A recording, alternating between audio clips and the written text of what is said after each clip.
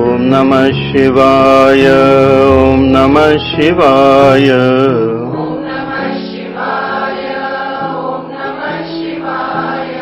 Om Namah Shivaya, Om Namah Shivaya.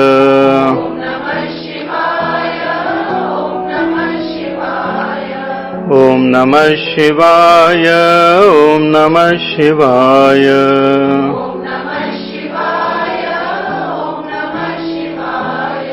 Om Namah Shivaya. Om Namah Shivaya. Haya Namah Parvati Pataye Har Har Mahadev. Hari Om. So Dharma Kshetre Kurukshetre Samaveta Yujissavaha Mamaka Pandavascheva Kima Kurvata Sanjaya.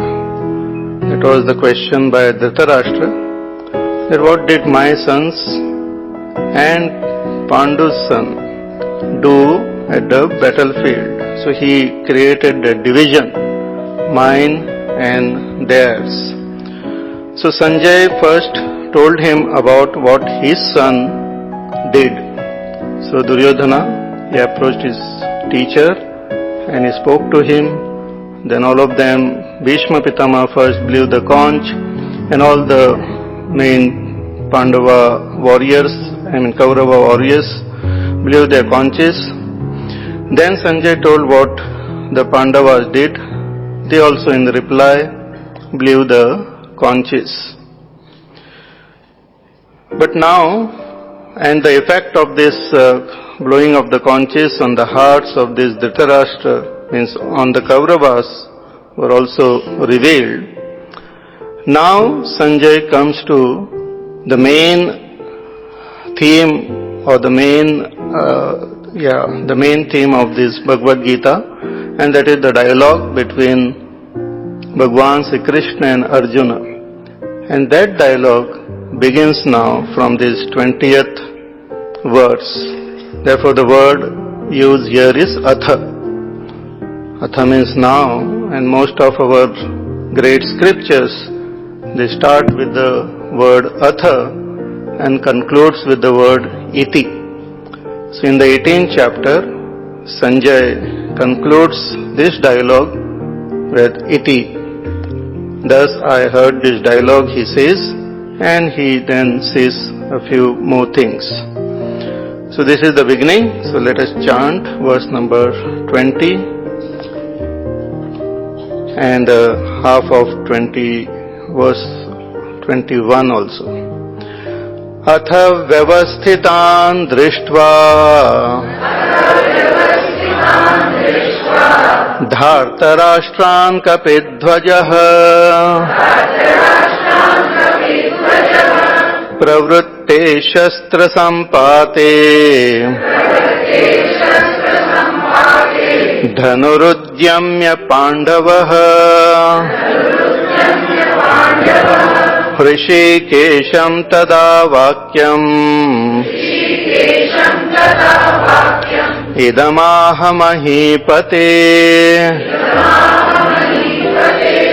atha vyavasthitan drishtva dhartarashtran kapidvajah pravrutte shastra sampate dhanurudyamya pandavah hrishikesham tada vakyam idamahamahipate.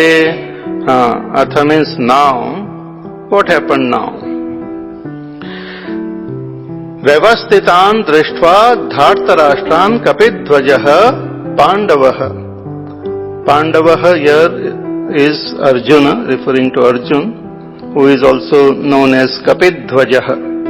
Kapidvajah means his chariot had Hanumanji seated on it.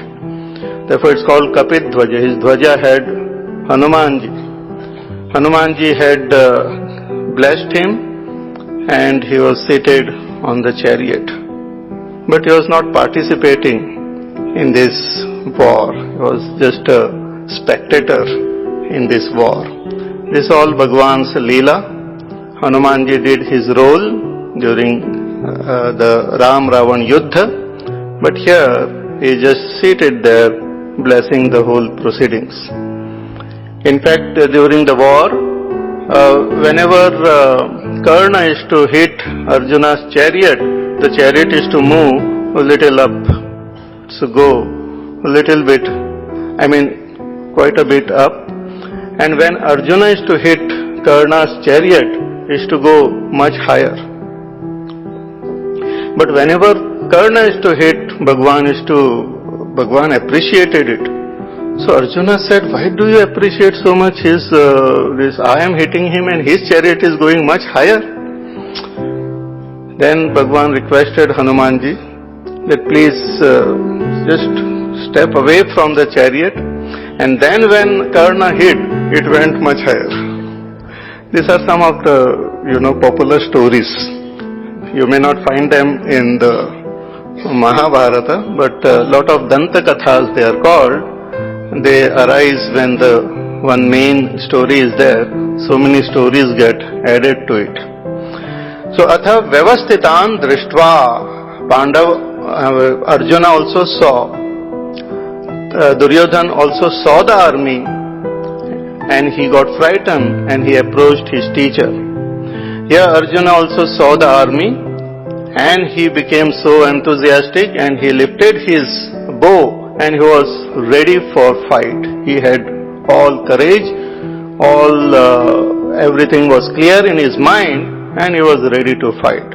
So Vyavastitan Drishtva, the army, when he saw it is well placed, Dhartarashtra and the Kauravas, Pravrutti Shastra Sampate, the weapons were about to be discharged. So Arjuna lifted his bow, his Gandhiva, it was very famous, and he was very attached to that bow. Rishikesham tada vakyam, but Arjuna thought that before the war begins, let me see the armies. So he requested Rishikesham, Bhagwan Sri Krishna, tada vakyam idam aha mahipate, he mahipate, O king of this earth. Sanjay is addressing Dhritarashtra, ki Arjuna spoke to Bhagwan Sri Krishna. So this is the first words uttered by Arjuna in this Bhagavad Gita. So let us see what he spoke. Arjuna uvacha senayorubhayor madhye ratham stapayamechyuta yavadeta niriksheham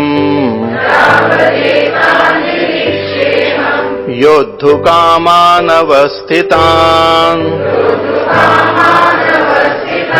कर्मया सह योद्धव्यम् अस्मिन् रणसमुद्यमे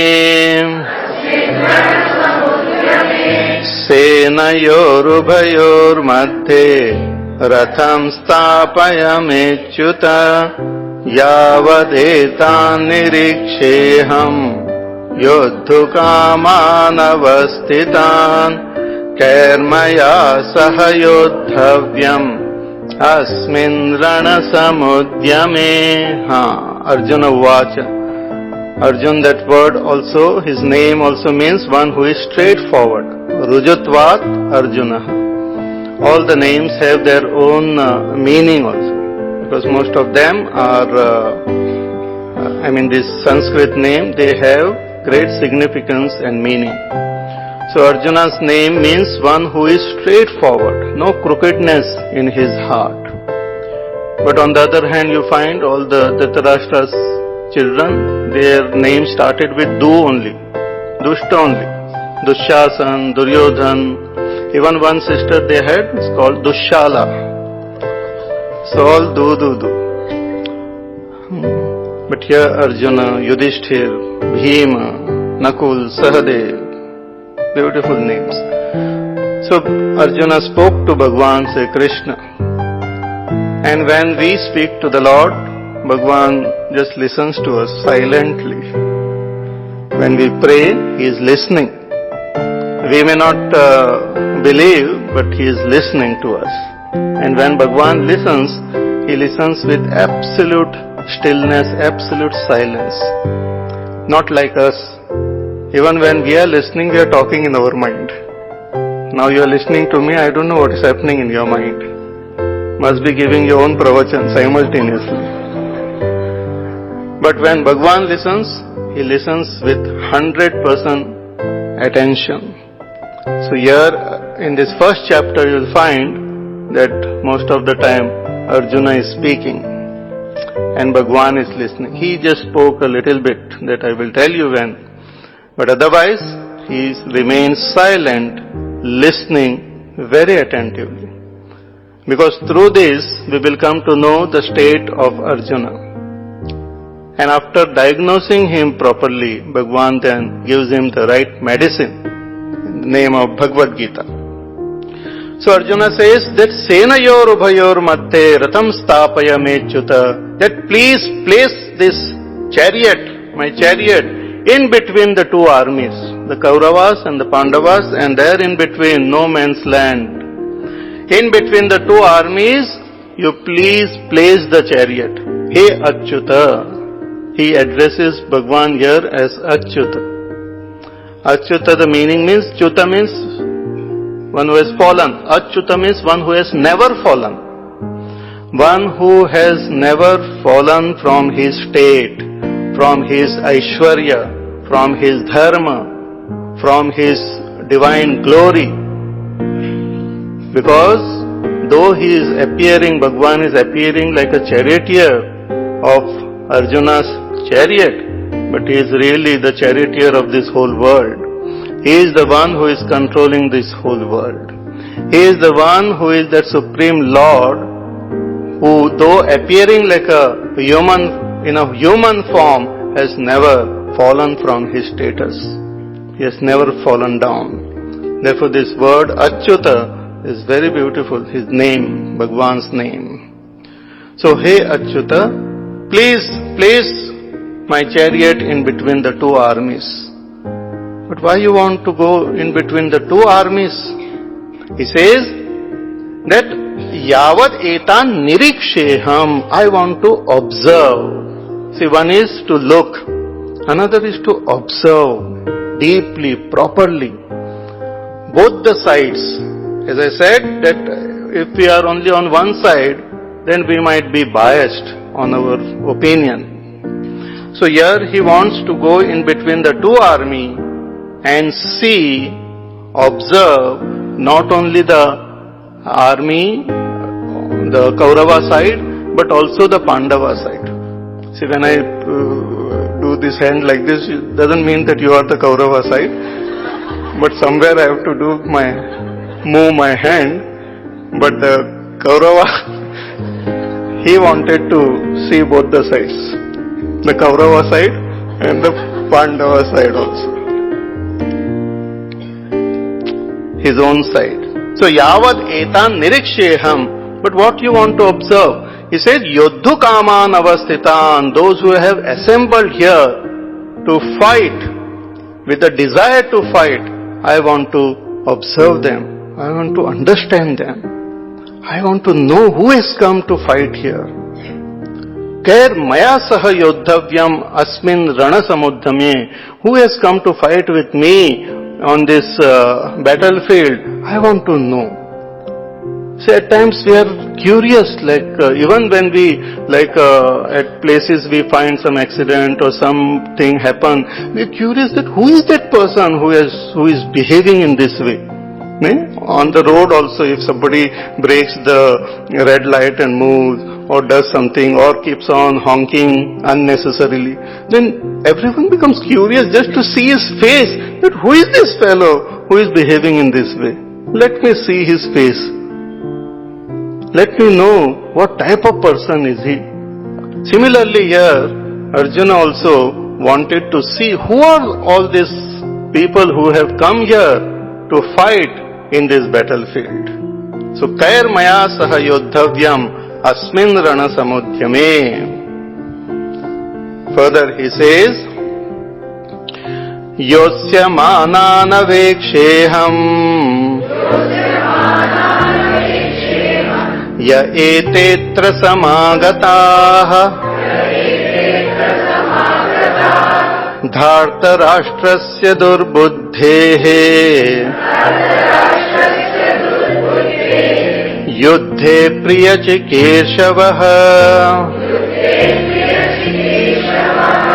योत्स्यमानानवेक्षेऽहम् य एतेऽत्र समागताः.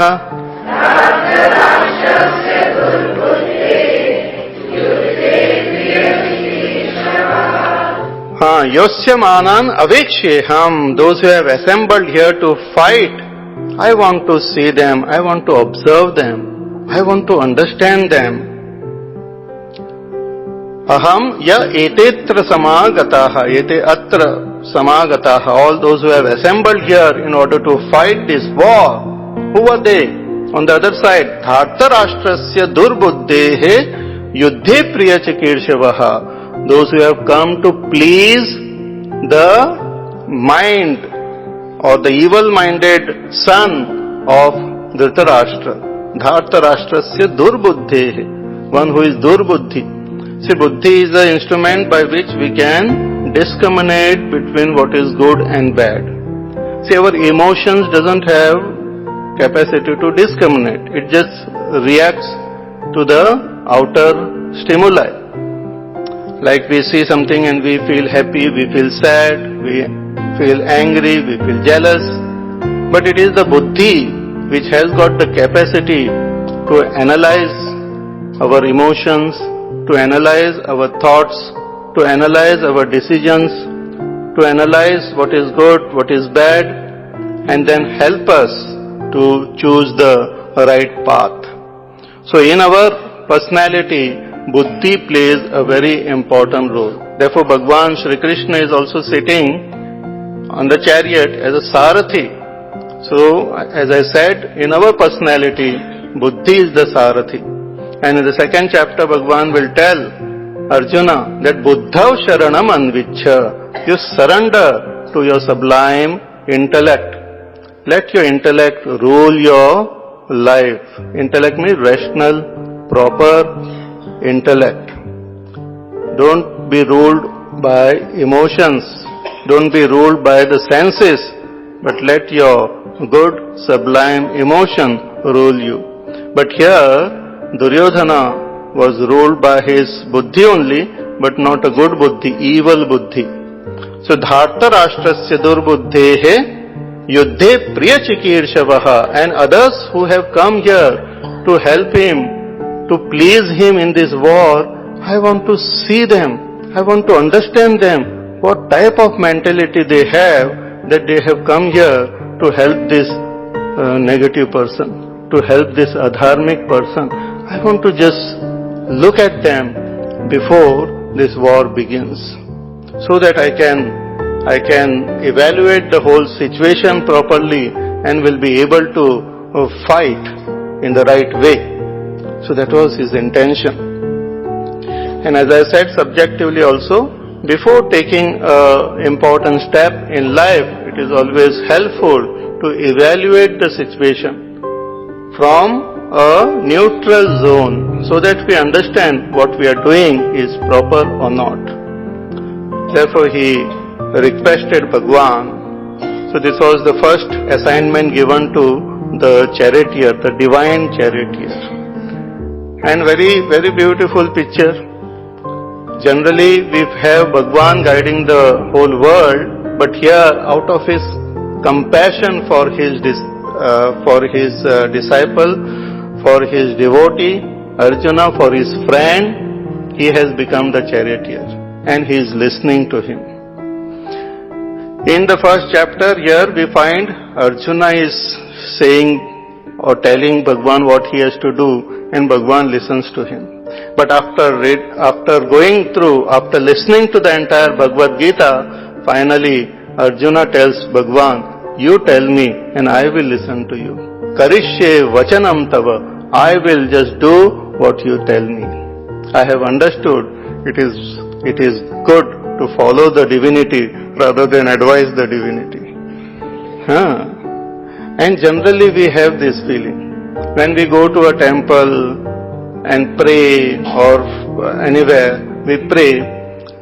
We always pray, or generally people ask for something thinking that Bhagwan doesn't know about it, or he doesn't know how to exactly take care of my affair. So we have little doubt about his omniscience, his all-knowingness. So we give him suggestion, ऐसा करो, ऐसा मत करो, ऐसा कर लीजिए आप.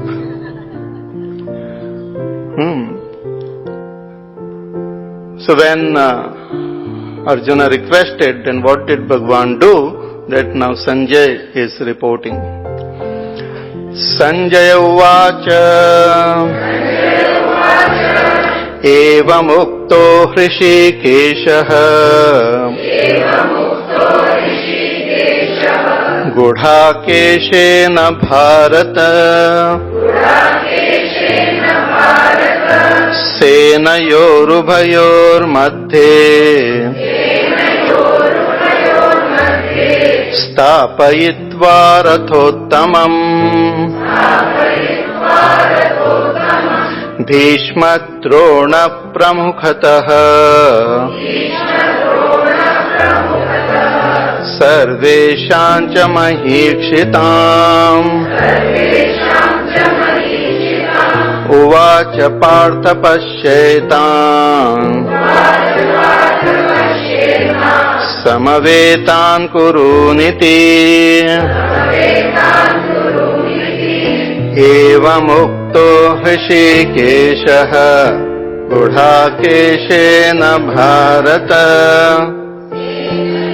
उभयोर्मध्ये स्थापयित्वा रथोत्तमम् भीष्मद्रोणप्रमुखतः सर्वेषां च महीक्षिताम् उवाच Partha पश्येतान् समवेतान् कुरूनिति. Sanjay says that evam uktaha Rishikeshah Gudakeshena Bharata. Having heard this or having said this to Rishikeshah, Bhagwan Sri Krishna, Rishikesh, one who had, also it means one who had nice curly hairs. It's also called Rishikesh. So, evam uktaha Rishikeshah, by whom? Gudakeshena Bharata. Hey Bharata, here Sanjay is addressing Dhritarashtra as Bharata, because he was from the Bharata Vamsha. Bhagwan Sri Krishna addresses Arjuna also as Bharata, because all of them were from that Bharata Vamsha. And Gudakesh is another beautiful name of Arjuna. Gudakesh means one who had conquered sleep. One who had conquered sleep. And that is a beautiful, what you call, quality of this great warrior, Arjuna.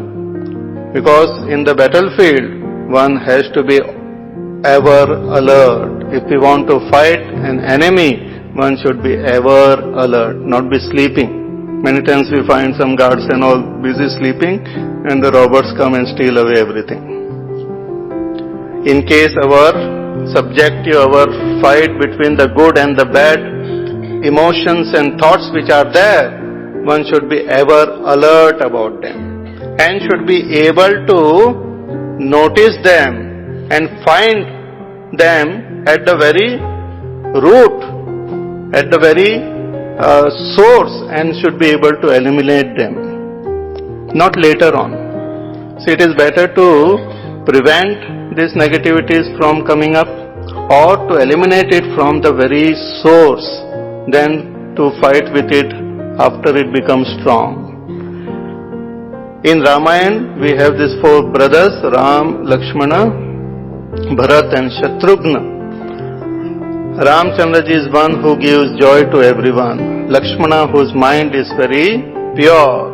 Bharata, who does Bharan Poshan of his Praja. But Shatrughna is one who has destroyed his Shatru. Now one wonders, which Shatru did he destroy? And why his name is Shatrughna? We find that in Ramayana, the whole twist in the Ramayana happens when Manthara, she comes and tells something to Kaikeyi. She tells that Bharat will be deprived of this kingdom. All fight for kingdom only. So Manthara was the only negative factor in the whole of Ayodhya. Dashrath Maharaj had great love and affection for all his children. Kaikeyi also had great affection for all the children. Everyone was peaceful and happy when Ramchandraji was about to be coronated, except Manthara. And Manthara came and told Kaikeyi. So she was the very root of all this problem. And it was only Shatrughna who noticed and who was very angry with her. And he hit her. That was the only incident which we see. So Ayodhya is our heart, and this Manthara is all the negativities which just arises there. One who notices them there and is able to destroy alone can be called a Shatrughna. So it's very important. So that alertness and able to conquer sleep, which is tamogun, is a very important quality. So here Arjuna was called Gudakesha. So Gudakeshena Bharata, when Bhagavan Krishna was addressed by Arjuna to take his chariot in between the two armies, Senayor Ubayor Madhe, then Bhagavan placed the chariot in between the two armies. Senayor Ubayor Madhe Stapayitva Rathottamam. He placed the chariot. See, the Pandava army was in the what you call quantity less, and Kauravas more. But in between the two armies, it is not exactly the center of the armies, but in between the two armies, Bhagavan placed the chariot. And placed the chariot right in front of Bhishma and Dronacharya. Bhishma Pitamaha was the commander-in-chief there. So Bhagavan placed the chariot right in front of him, and also Dronacharya was also visible from there, and the entire Kaurava army, most of them were visible, and the Pandava armies were also visible from there. So Bhagavan placed the chariot Bhishma Drona Pramukataha Sarveshancha Mahekshitan in front of all the other great warriors. And Uvacha, this Uvacha is Bhagavan Uvacha. Now here Ved Vaidji doesn't write separately Shri Bhagavan Uvacha, because here Bhagavan casually he spoke to Arjuna. Bhagavan actually, according to great Mahatmas, Bhagavan wanted to give this great lesson of Bhagavad Gita to the whole world. The Dwapar Yuga was coming to an end and Kali Yuga was about to begin. So this knowledge of Bhagavad Gita is a great knowledge especially for this Kali Yuga, to deal with our day-to-day conflicts of this Kali Yuga. So Bhagavan placed the chariot in front of Bhishma and Dronacharya. One reason is that if he had placed the chariot in front of Duryodhana, the war would have begun there itself. Because Arjuna had great anger against this Duryodhana and all his brothers and all. But he had no anger against Bhishma Pitamaha. He had no anger against Dronacharya. He had great reverence and respect for them. Now, having placed the chariot in front of them, created great confusion in his mind. Bhagavan wanted his dear disciple, his dear friend, to fight this war with the right attitude, not with the sense of anger, not with a sense of taking revenge, but he wanted him to fight with the sense of dharma, that I am fighting this war with a dharmic attitude. Like a doctor who is operating on the patient, the attitude should be proper toward the patient and toward the disease also. Not that, let me see, where is that kidney, I will just show it to you. Or where is that appendix and all. Not with anger and all, but you do what is right. If it has to be removed, then it has to be removed properly. Not with anger, not with jealousy. Because dharma, one who is following the path of dharma, even in the time of battle, his mind should be in a state of calm, quiet and peace only. And that is the great thing which Bhagavan taught. That is called Karma Yoga. Karma Yoga, the mind remains in a state of equilibrium. Samatvam Yoga Uchyate. Yoga Karmasu Kaushalam. In the midst of all around the chaos and disturbance also, the mind should remain absolutely peaceful and the action should be performed in the most efficient way. Because it has to be done, it has to be done. Not with anger, not with hatred in the heart. Then that is not proper. Then whether Duryodhana fight with hatred or Arjuna fight with hatred, then it is same. So Bhagavan placed the chariot in front of Bhishma, Pitamaha and Dronacharya ji. Also Bhagavan wanted to as though delude Arjuna so that he can give this great Bhagavad Gita to him and through him to all of us. Therefore very gently Bhagavan placed the chariot and spoke, Vacha Partha. Partha is the first word Bhagavan utters. Partha. Very sweet word. Partha means Pritha's son. Kunti's another name was Pritha. She was also called Kunti because of Kunti Bhoj. She stayed there, he took care of her, but her name was Pritha. So Partha, Pashya. And the first thing instruction Bhagavan gives is Pashya, look. See the difference? Duryodhana is telling his teacher Pashya. And here Bhagavan is telling Arjuna, you look properly. Because the whole problem in our life is that ability of not looking properly or disability to look properly. How we look will determine how we respond to the world. With what eyes I look will determine my response to the world. It is said about this Layla and Majnu also, that Layla was not so good looking. So the king asked Majnu that what are you seeing in her? She is so ugly, she is not good looking. He said, she is the most beautiful girl in the whole world.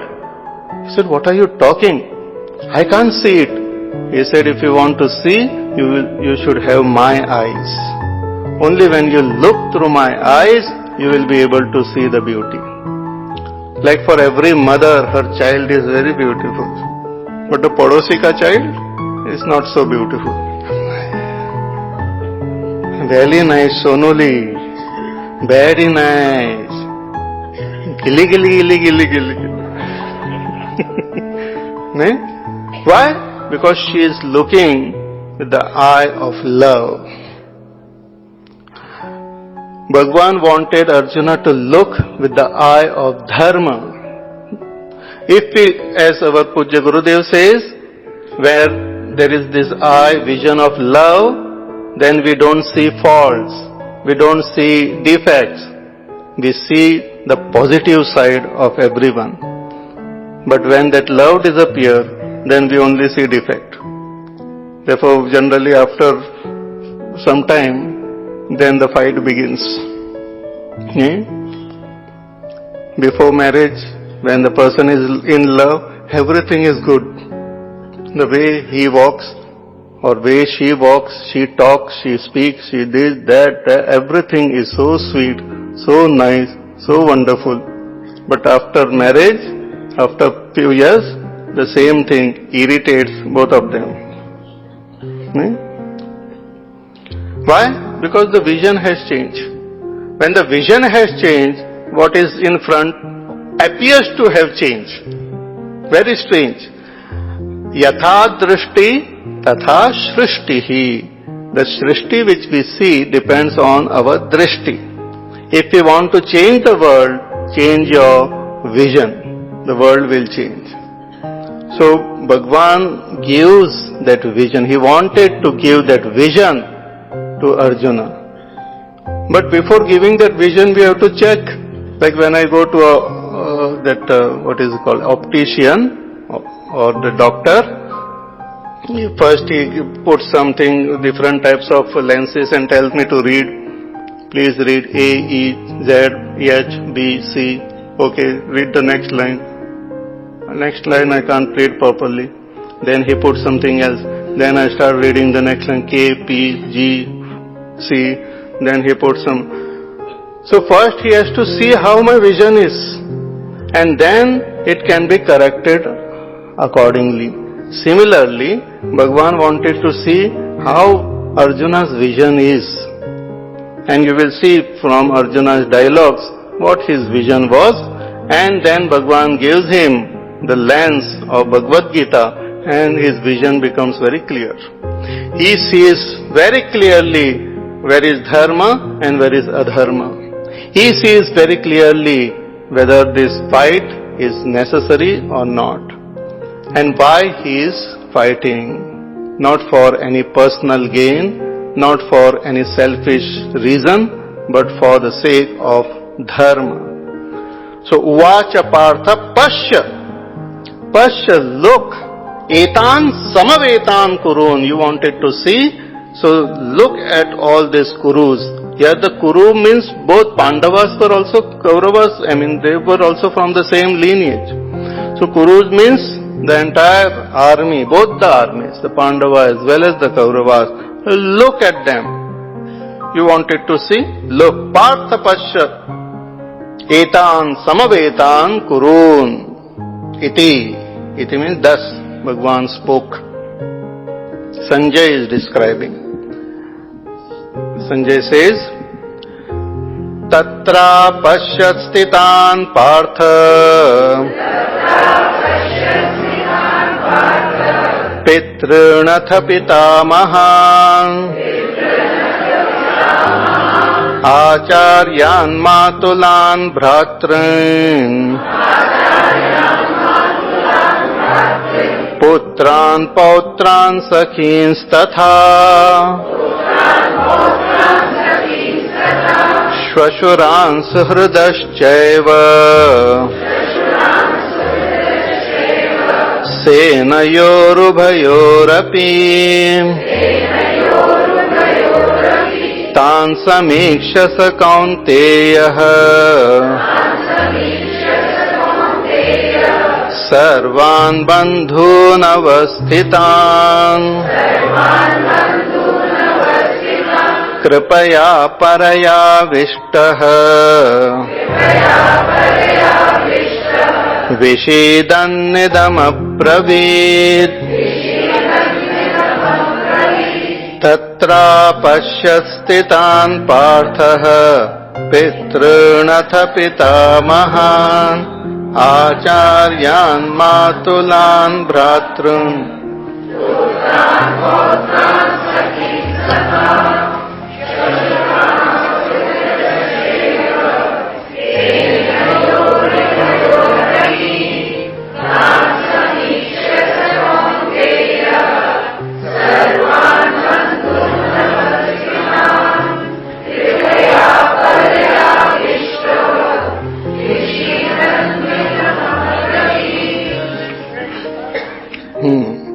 So tatra apashyastitan partha. So partha, Arjun, tatra apashyat, there he saw. See, what he saw, that also Sanjay came to know. As I said, Sanjay got this divine vision from Ved Vyasji. So he knew not only what they were speaking, but what they were thinking and what they were looking at also. Everything was known to Sanjay. So he says what Arjuna saw, he could say, because Arjuna had not mentioned here what he is seeing, but Sanjay came to know. So tatra apashyat stitan, he saw all stationed there, pitrun, all those who were of his father's age. His father was no more, but others of his father's age who were there. All members. He saw both the sides, the Pandavas, Kauravas. Pitrun, ata pitamahan. So pitamahan, Bhishma Pitamaha, and other elders who were there, like Bhishma Pitamaha's uncle and his uncle's son, they were also there. So of that grandfather's age, great-grandfather's age and all, he saw them there. Then he saw Acharyan. See, first he saw his father's generation, then the great-grandfather. Then he saw Acharyan. He had studied from Dronacharya, even from Kripacharya. So all these teachers he saw, Acharyan. Then Matulan, maternal uncles and all, he saw them. Matulan. Then Bhratran, his own brothers, and even the Kauravas, all these Duryodhan, Dushasan, he looked at them as his own brothers only. He had no this sense of division in his heart that they are others, we are separate, but he looked at them as his own brothers. So he saw Bhratrun.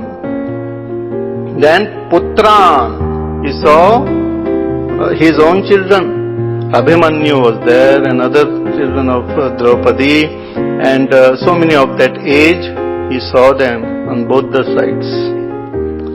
See, so many generations were fighting. Bhishma Pitamaha's generation, Bhishma Pitamaha's uncle's generation, then the Dhritarashtra's generation, and his father, other generation, and then same Arjuna's generation, his children and his grandchildren also.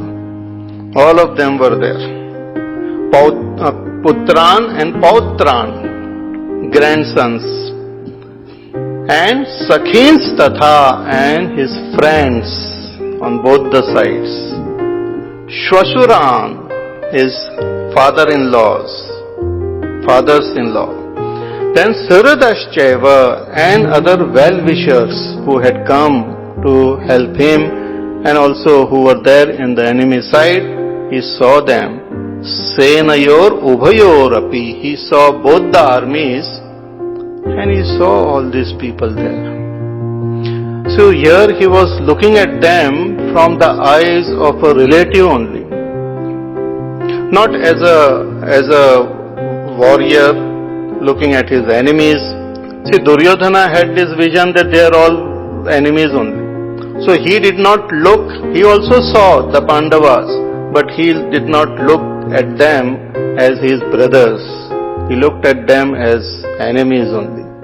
Even Dhritarashtra, when he spoke about his children and Pandu's children as though they are different. But when Arjuna saw, he looked at them as his own people, that they also belong to us only. They are our own brothers. They are our own relatives.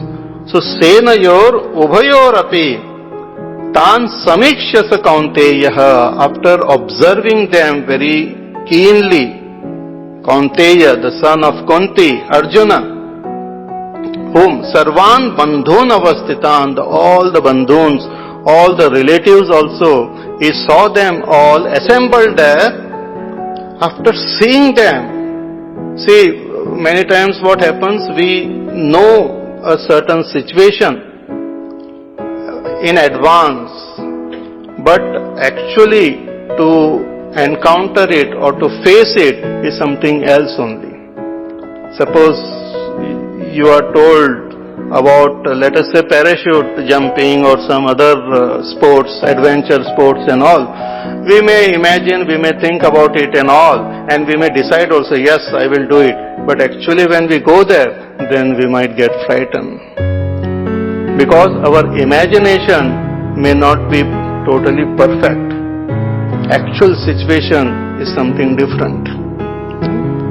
If you are told that you have to come here and give a talk for 5 minutes, you may say, yeah, what is there? 5 minutes what? I speak non-stop 5 hours. But when you actually come here and look and see everyone looking at you, you might forget your own name also. Yeah, there was this one speaker, he had the habit of speaking, and while speaking he used to hold his button and speak. Everyone has got their own habits actually. You might discover some of my habits also. So he was holding on to this button and speaking. And ऐसा करना है, वैसा करना है, देश के गद्दारों को निकाल फेंकना है.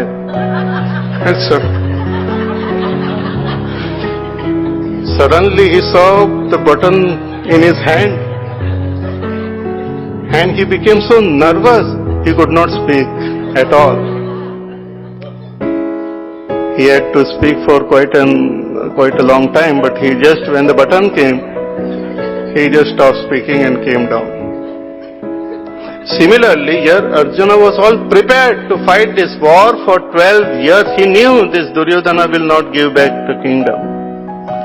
He was preparing for this war. And even now, when Bhagwan Sri Krishna himself tried his level best to avoid the war, Duryodhana told him that even that little land I will not give without a fight. He used the word fight. That without fighting you will not get anything from me. And he knew they will not fight because Bhishma Pitama Dronacharya is on our side. So without fight you won't get anything. So Arjuna was all prepared for this war, and he had come here with his dhanushya in his hand also. Dhanurudyamya Pandava. But when he saw all these people in front of him, he was overpowered by, here Sanjay describes it as kripa, but later on Bhagwan himself calls it a kayarta only, a kashmala. Kutastva kashmalamidam Vishame samupastitam. He calls it kashmal, a mala of the heart. Krupa, a fear arose in his heart, a false compassion. Krupa generally we translate it as compassion, but it was not the right compassion. It was a false compassion, and also it was fear. It also means fear. He was filled with fear. Fear not only for himself, he was a great warrior, but fear for all these people who have assembled here. He's like a great surgeon who can perform so many surgeries, very confident, and then his own child is there on the operation theatre and he is about to operate. He will be overpowered by fear only, sort of fear. How can I? All thoughts will come in his mind and he will become totally incapable of performing that surgery. Same thing happened with Arjuna. When he saw his own people, he saw in front of him all of them dead only. With this war, nobody will remain alive, or many of them will die, and really many of them died. Very few remained alive. So all this Arjuna saw directly in front of him. And that gripped his mind like anything. he was overpowered by this fear. Kripaya paraya. Paraya means supreme, superlative degree. Supreme fear arose in his heart. And that fear for his welfare of all these people. And he was filled with great grief. Vishad, it is called, great grief. See, one is that when somebody dies, we grieve. But here, before they died, Arjuna started grieving for them. He had that grief in his heart. Vishidam idam abravit. He was filled with intense grief. He did not appreciate the whole situation. He was not very happy by the whole event, by the whole this situation which has come in front of him. See, none of these Pandavas really wanted a fight. They were very peaceful people. And they had stayed in the forest also for a long time. So they knew hardship. They were not luxurious like living in a luxurious way. Though they were all prince, but they had lived in a hard way. And they did not want all this fight and all. But when we encourage negativities, then we are encouraging what you call this adharma only everywhere. And a king, rightfully, Yudhishthira was the king. Pandu, his father Pandu was the king, and since Yudhishthira was very young, temporarily Dhritarashtra was taking care of the kingdom and Bhishma Pitamaha, but then when Yudhishthira came of age, he was supposed to be the king. He was not given the kingdom, and then he was given a separate kingdom, and that was also taken from him, jabardasti, cheating and all. So a king, the first quality, the main quality of the king is that he should be just. Because if the king is the one who gives dand also, Raja dandadhari hota hai. King has got the the adhikar to punish. Therefore, a king should be just. And a king who cannot be just with himself, cannot be just with the world. So here it was necessary for them to fight this war and to establish dharma in this world. Sometimes even very bad thing or very painful thing one has to do in order to maintain righteousness. So Arjuna knew all this, but when he saw his people here, he was filled with that fear, supreme fear, and was filled with great grief. Vishidan idam abravit. Filled with that grief, he spoke thus to Bhagwan Sri Krishna. So from the following words till the end of this chapter, we have a monologue, you can say, of Arjuna speaking his mind, speaking whatever he was experiencing. He says, Arjuna Uvacha Drishtve Swajanam Krishna Yuyutsum Samupasthitam Sedanti Mama Gatrani Mukhancha Parishushyati Vepatushcha Sharire Me Roma Harshascha Jayate Drishtve Swajanam Krishna Yuyutsum Samupastitam Sedanti Mama Gatrani Mukhancha Parishushyati Vepatushcha Sharire Me. Arjuna Vacha. His name was Sarthak here. He was very open, very straightforward, and whatever he felt, he expressed to Bhagwan Sri Krishna. Bhagwan Krishna became his teacher and guided him. The first thing for the student, the quality which is required is to be very open and frank with the teacher. Or for a patient, when he goes to the doctor, the patient also should be able to reveal whatever he is experiencing, feeling and all. Then accordingly, the doctor can give the medicine. But if you hide certain things, then the medicine may not be effective or proper medicine may not be given. So here Arjuna is expressing whatever he is experiencing. So he saw and he said, Drashtva imam swajanam Krishna. Hey Krishna, you said, you told me Pashya. So I saw. And what did I see? I saw swajanam. I saw my own people here.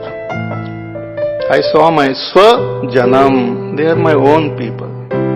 They are my own. They are my cousins and grandfathers and all those. They are all my own people. Swajanam. Duryodhana did not see Swajanam there.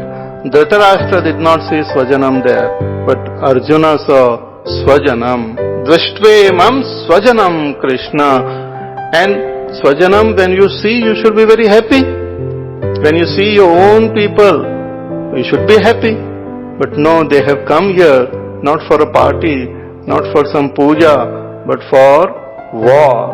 Yuyutsum Samapastitam, they have all assembled here to fight this war. So it was not a very happy situation. See, from the standpoint, if we put ourselves in Arjuna's place, from his standpoint, when we look, it seems whatever he is saying is so true. We also experience similar thing. But Bhagwan, through Bhagavad Gita, he raises him at a different level altogether. There is a paradigm shift. What Bhagwan wanted Arjuna to see was from a different standpoint altogether. See, world remaining same, a wise person sees something else and an ignorant person sees something else in this world. So Bhagwan wanted Arjuna to look at this world as a wise person. So Dvashtve imam swajanam Krishna yuyutsum samapastitam. They have come here to fight this war and I am seeing them. And having seen them, what is happening to me, first he noticed what is happening to his body. Then slowly he comes to the level of his mind. Then slowly he comes to know what is happening in his intellect. See, though our disease or though the problem lies deep within, it is noticed when it becomes little gross only. So first he noticed what is happening at the level of his body. Sidanti mama gatrani. He says that I am losing control of my limbs. See, when a person is filled with extreme fear, see, this fear is of different type here, Arjuna. He was afraid of that all these people will die and I will be the cause for their death. So that great fear was there and great nervousness. So his limbs started giving way. Sidanti mama gatrani. See, our body is directly connected to our mind. If our mind is strong, the body also remains strong. When the mind becomes weak, body becomes weak. Otherwise, the disease and all doesn't bother. If the mind is strong, the body also can remain strong. Our Pujya Gurudev, till the end of when he took Mahasamadhi, continued spreading the message of Bhagavad Gita. In between he had so many diabetes and open heart surgery and all. So once he was, after delivering the lecture, he was meeting people. One of them, they said, "Oh Swamiji, you are having so many problems. You have this diabetes, you are having this. He said, "Please don't speak so loudly. I have not told my body about all these problems which I have. Because if body comes to know, it will collapse. It's the mind actually. The mind is the most important organ of our whole personality. If the mind is strong, person can do anything in this world.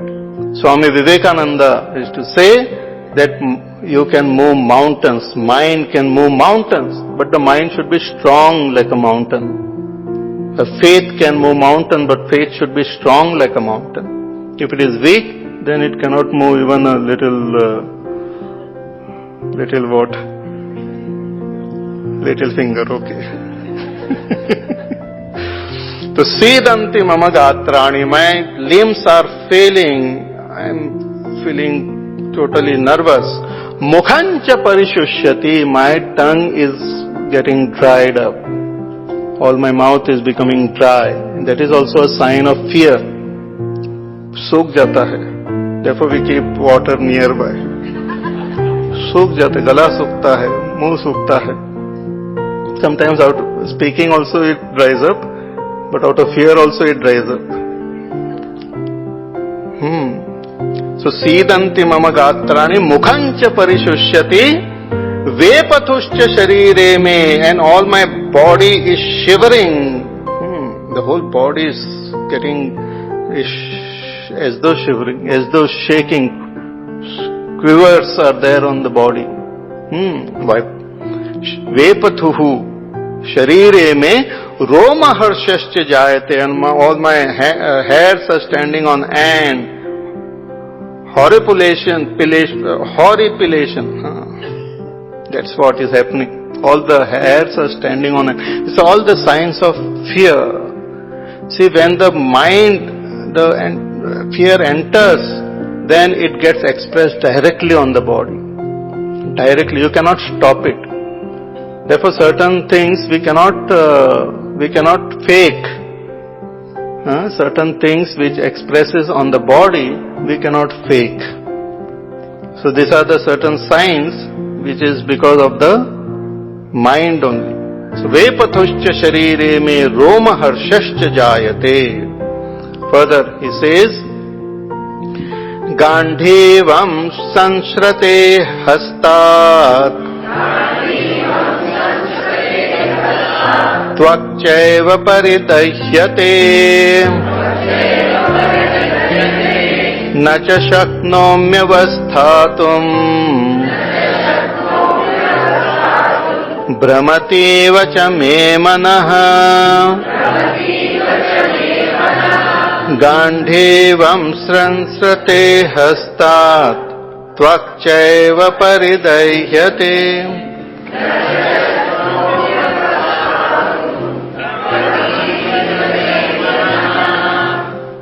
Gandhivam. Gandhi was Arjuna's bow, name of Arjuna's bow. And he was very fond of, he did not like anybody insulting his bow also. He was very fond of it. And for a warrior, it is very important. Their weapon is very important. But here he could not, he was already with his bow in his hand. But here now he says, I cannot even hold that my bow in my hand. Gandhivam sansrate hastat. It is slipping away from my hand. I cannot even hold it. People, like even students, when they go to give their exams, at times they experience all this. देखो बहुत पानी पीते रहते वहाँ पर. Others normally they don't drink so much water, but then they ask for water, and they can't hold their pen also in their hand properly. Even sometimes it happens while inaugurating yajna and all, we have to light the lamp. That is the most frightening thing. Many this chief guest and all, they come and then it starts shivering. Fear is there. Then you don't know where the whole thing is. And generally it doesn't get lighted very fast also. So here Arjuna, though he was so strong and powerful, he says, my Gandhiva is slipping away from my hand. Gandhivam sansrate hastat. and tvakcha paridahyate, and my whole skin is burning. It's a burning sensation all over my body. A strange sensation, burning sensation is there all over my body. Here he is talking about his body. Now he is coming at the level of his mind also. He says, Nacha shaknomi avasthatum. I cannot even stand properly. It is very difficult for me to stand. Brahmati vachame manaha. My mind is whirling round and round. I am feeling giddy. I cannot even stand. He is expressing. And it's so intense. See, one moment he was so brave, he was so powerful, and he was all ready for this fight. And just looking at this situation, he came into this condition. And Bhagwan did not give him any tablets or anything. If modern time, they would have immediately checked his blood pressure. Blood pressure देखो, injection दे दो, गोली ले लो, छुट्टी ले लो, कल आके झगड़ा कर लेना. So nothing like that. Bhagwan gave him knowledge which changed his vision, and again he regained his strength, his enthusiasm, his confidence, and he fought this war. So nacha shaknomi avasthatum bhramati vacha me manaha. So my mind is whirling. I am not able to stand also on this chariot properly. Further he says, Nimittani cha pashyami viparitani keshava na cha shreyo na pashyami hatva svajana mahave nimittani cha pashyami viparitani keshava hatva svajana mahave.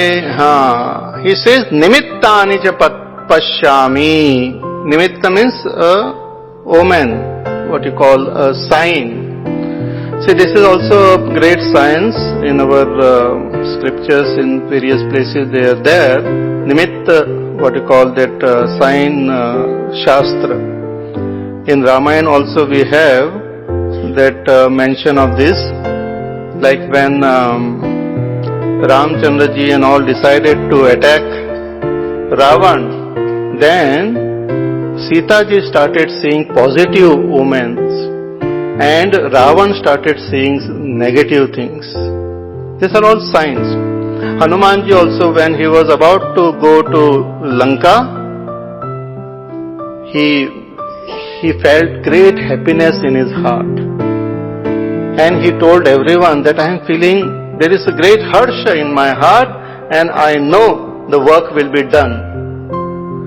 This is also a sign. If you are about to do an important event or important work, and if you feel great joy in your heart, without any rhyme or reason, if there is great joy, then the work will be done. That's also a sign.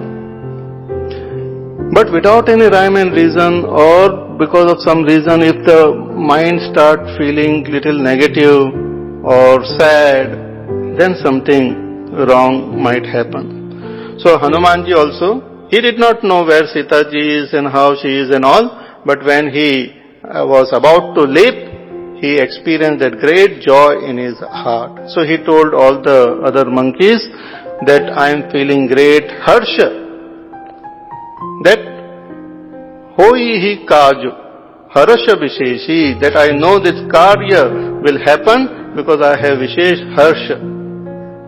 Even when he went to Lanka, he saw Vibhishan and he experienced great joy in his heart, and he came to know that he must be a good person. So there are actually, all of us are connected subconsciously and unconsciously. We are all connected. And there are signs in the world, in those who know, there are signs which can tell what is happening or what is going to happen also. But it's a different science altogether. We need not go into it. But here Arjuna knew little bit of that science also, and then he felt that whatever he is experiencing is not a good sign. That you come for this war and your body starts shivering and you are feeling nervous, these are not good signs. Like we go to a doctor, he checks the blood pressure, this, that, and he says, these are not good signs. आप अपना wheel बना दो.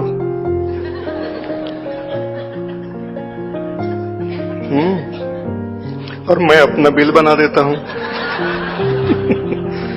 So, similarly, Arjuna, he felt that these are not good signs. Things are not good. Nimittani cha pashyami viparitani Keshava. I am seeing all negative, adverse omens, and I don't see any good in it. Hey Keshava, oh dear Krishna, I don't see any good in it. Nacha shreyo nu pashyami, I don't see any shreya. See, this word shreya also comes often in Bhagavad Gita. There are two important words in our scriptures often used. It's called shreya and preya. Shreya means good. Literal translation, simple word. And preya means pleasant. There are these two paths which come in front of us all the time. The path of good and the path of pleasant. Good means which is all round good, for everyone's welfare. In good, there is everyone's welfare. But in pleasant, there is selfishness. There is immediate pleasure, but which can give rise to pain and sorrow in future. So it comes in front every time. Either you do this, or even in case of food, you eat this and be happy now and suffer later on, or you say no and you be happy all the time. So it comes in front of us. Immediate pleasure or all around good. And Arjuna uses this word very often. In the 3rd chapter also he uses this word, tells Bhagwan, you please tell me what is Shreya. The 2nd chapter also. So Nimitta, where is it? Yeah. Nacha Shreyo nu pashyami hatva swajanam ahave. So Arjuna says that I don't see any welfare, any good in killing my own people. Swajanam hatva ahave, in this battle, kill my own relatives and friends. I don't see any shreya in it, any welfare in it. So please, I don't think this war is good. Then he did not see any response from Bhagwan Krishna. See, even though many times we are quite sure what we are thinking, but really speaking we are not sure. We want the other person to justify, to say yes. We want the other person to accept my logic and all. So here Arjuna had great regard and love for Bhagwan Sri Krishna. Therefore he wanted Bhagwan Krishna's approval. That yes, what you are saying is right. It's not good. Let us go back. But Bhagwan Krishna was just listening. As I said, when we speak, Bhagwan listens. He waits for us to stop speaking. Unfortunately, we never stop speaking. Our Pujya Guruji, somebody asked him that what is the difference between meditation and prayer? He said prayer is when you speak and Bhagwan listens. And meditation is when Bhagwan speaks and you listen. And when you listen, you have to be quiet. So when I am absolutely still, absolutely quiet to the very core of my being, not even my mind is moving, then I hear the voice of God. Many times people say, I can't listen, I don't know whether God is there or not. You can hear Him if you are absolutely still. Otherwise, no. Otherwise we are chattering, so why will he also speak? Only mad people speak together like. In our day-to-day conversation also, when we speak to somebody or somebody speaks to me, it appears as though I am listening, but I am just waiting, I am thinking what this fellow, after he stops speaking, what I will say, I am planning. So there is no quietude in the mind. So when our mind becomes silent, we can hear what God speaks. So here now Bhagavan is listening very patiently. So Arjuna continues. He says, Na kangshe vijayam Krishna, na cha rajyam sukhani cha, kinno rajyena govinda, kim bhogair jivitena va. Na kangshe vijayam Krishna, na kinno rajyena govinda, kim bhogair jivitena va. Hey Krishna, hey Govinda, ki na kangshe vijayam. Here he is expressing a great state of vairagya only. He says, I don't desire victory. Na kangshe vijayam. Krishna, hey Krishna, you think if you might say that no, you can fight this war and you can win the war. He says, I am not interested in victory. Na kangshe vijayam Krishna. But what about the kingdom? If you don't fight, if you don't win, you will not get the kingdom. He said, Nacha rajyam. I don't want rajya also. But if you won't get the rajya, you will not get all the joy, the pleasures of the kingdom. He says, Sukhani cha, I am not interested in all these pleasures also. I am neither interested to win the war, nor am I interested in the kingdom, nor am I interested in the pleasures of this world. He says, Kinno rajyena govinda, hey Govinda, what is the use of this kingdom? Kim bhogaihi, what is the use of all these pleasures? Jivitena va, what is the use of being alive? See, sometimes people, they speak such vairagya, sometimes one wonders, Bapre, he has reached, pahunch gaye ekdam. Even in Ramayana we find that when Ramchandraji meets Sugriva, and then Ramchandraji kills that Bali, and then Sugriva approaches Bhagwan and he says, oh Bhagwan, what is the use of all this?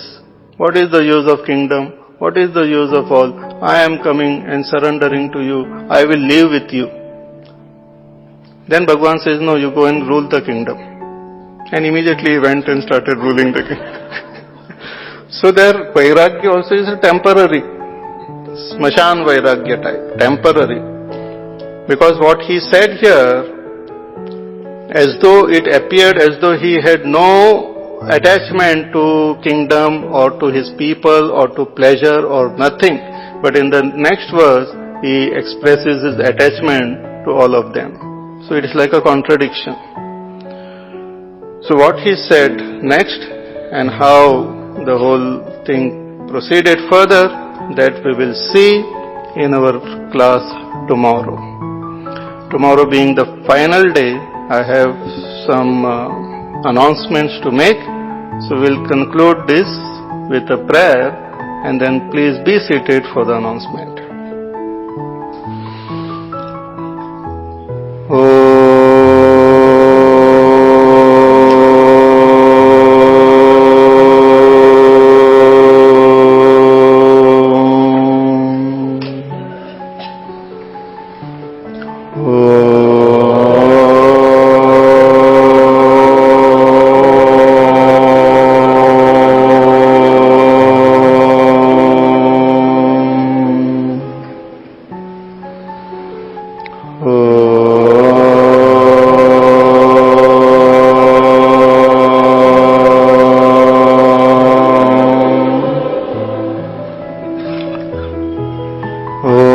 Purnamada इदं पूर्णात् पूर्णमुदच्यते पूर्णस्य पूर्णमादाय पूर्णमेवावशिष्यते। ॐ शान्ति शान्ति शान्तिः। हरिः ॐ श्री गुरुभ्यो नमः। हरिः ॐ। हरि ओम।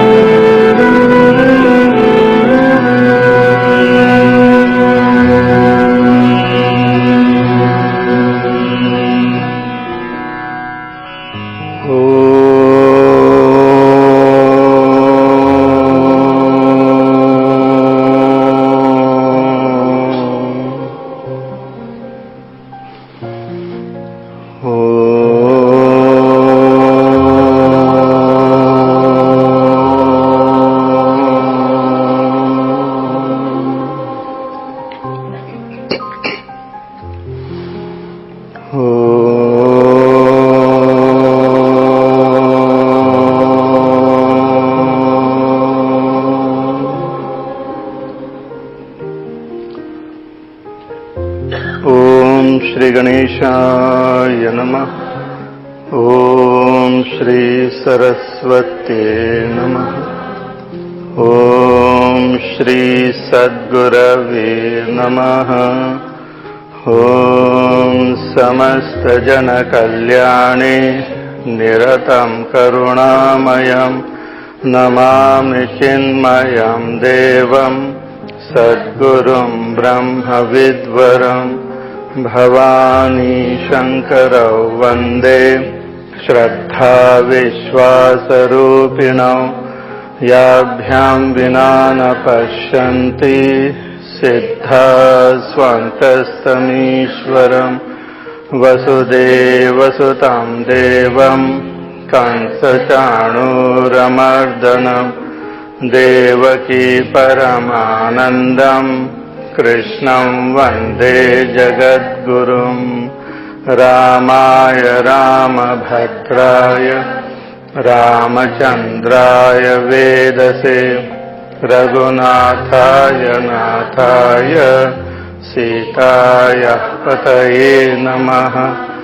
बुद्धिर्बलं यशोधैर्यं निर्भयत्वमरोगता अजाड्यं वाक्पटुत्वं च हनुमत्स्मरणात् यं ब्रह्मा वरुणेन्द्ररुद्रमरुतः स्तुन्वन्ति दिव्यैस्तवैः वेदैः साङ्गपदक्रमोपनिषदैः गायन्ति यं सामगाः ध्यानावस्थिततद्गतेन मनसा पश्यन्ति यं योगिनो यस्यान्तं न विदुःसुरासुरगणाः देवाय तस्मै नमः।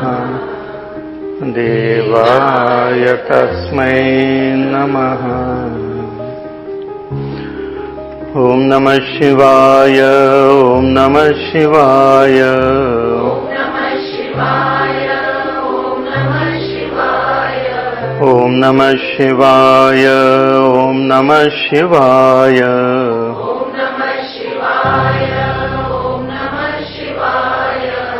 Om Namah Shivaya, Om Namah Shivaya.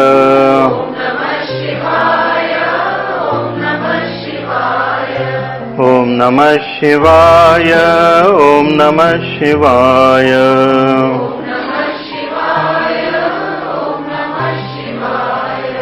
Om Namah Shivaya, Om Namah Shivaya.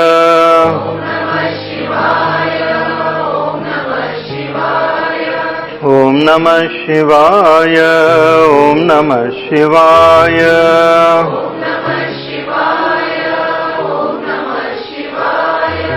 Om Namah Shivaya, Om Namah Shivaya.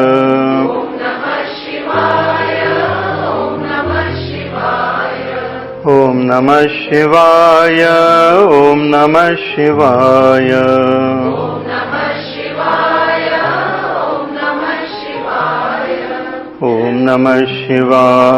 Om Namah Shivaya, Om Namah Shivaya.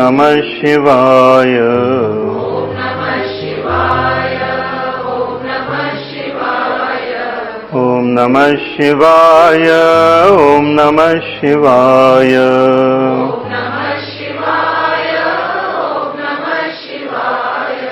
Om Namah Shivaya, Om Namah Shivaya.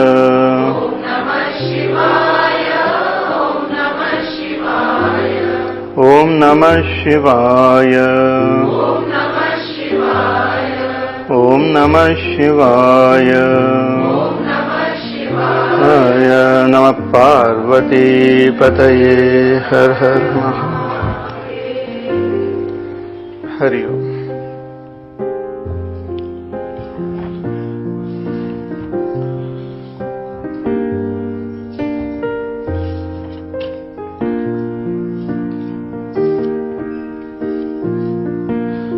अथ व्यवस्थितान् दृष्ट्वा धार्तराष्ट्रान् कपिध्वजः प्रवृत्ते शस्त्र संपाते धनुरुद्यम्य पांडवः.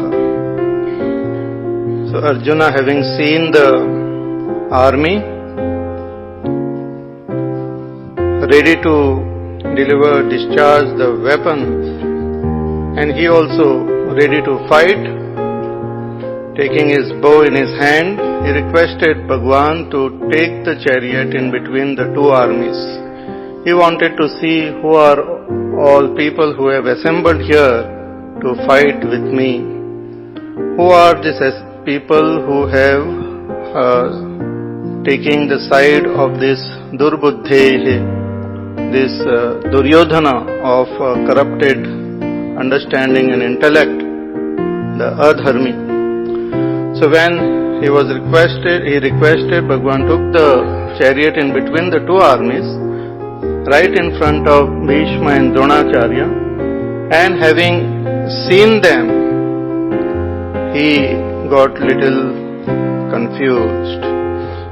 So seeing Dronacharya, Bhishma Pitamaha and other relatives and friends, he was filled with intense fear for them, and confused emotions entered his mind, and he started speaking to Bhagwan that my body is getting weak, I can't even hold his bow in my hand, and he says, I am seeing all negative signs everywhere in myself, and I think something wrong is going to happen.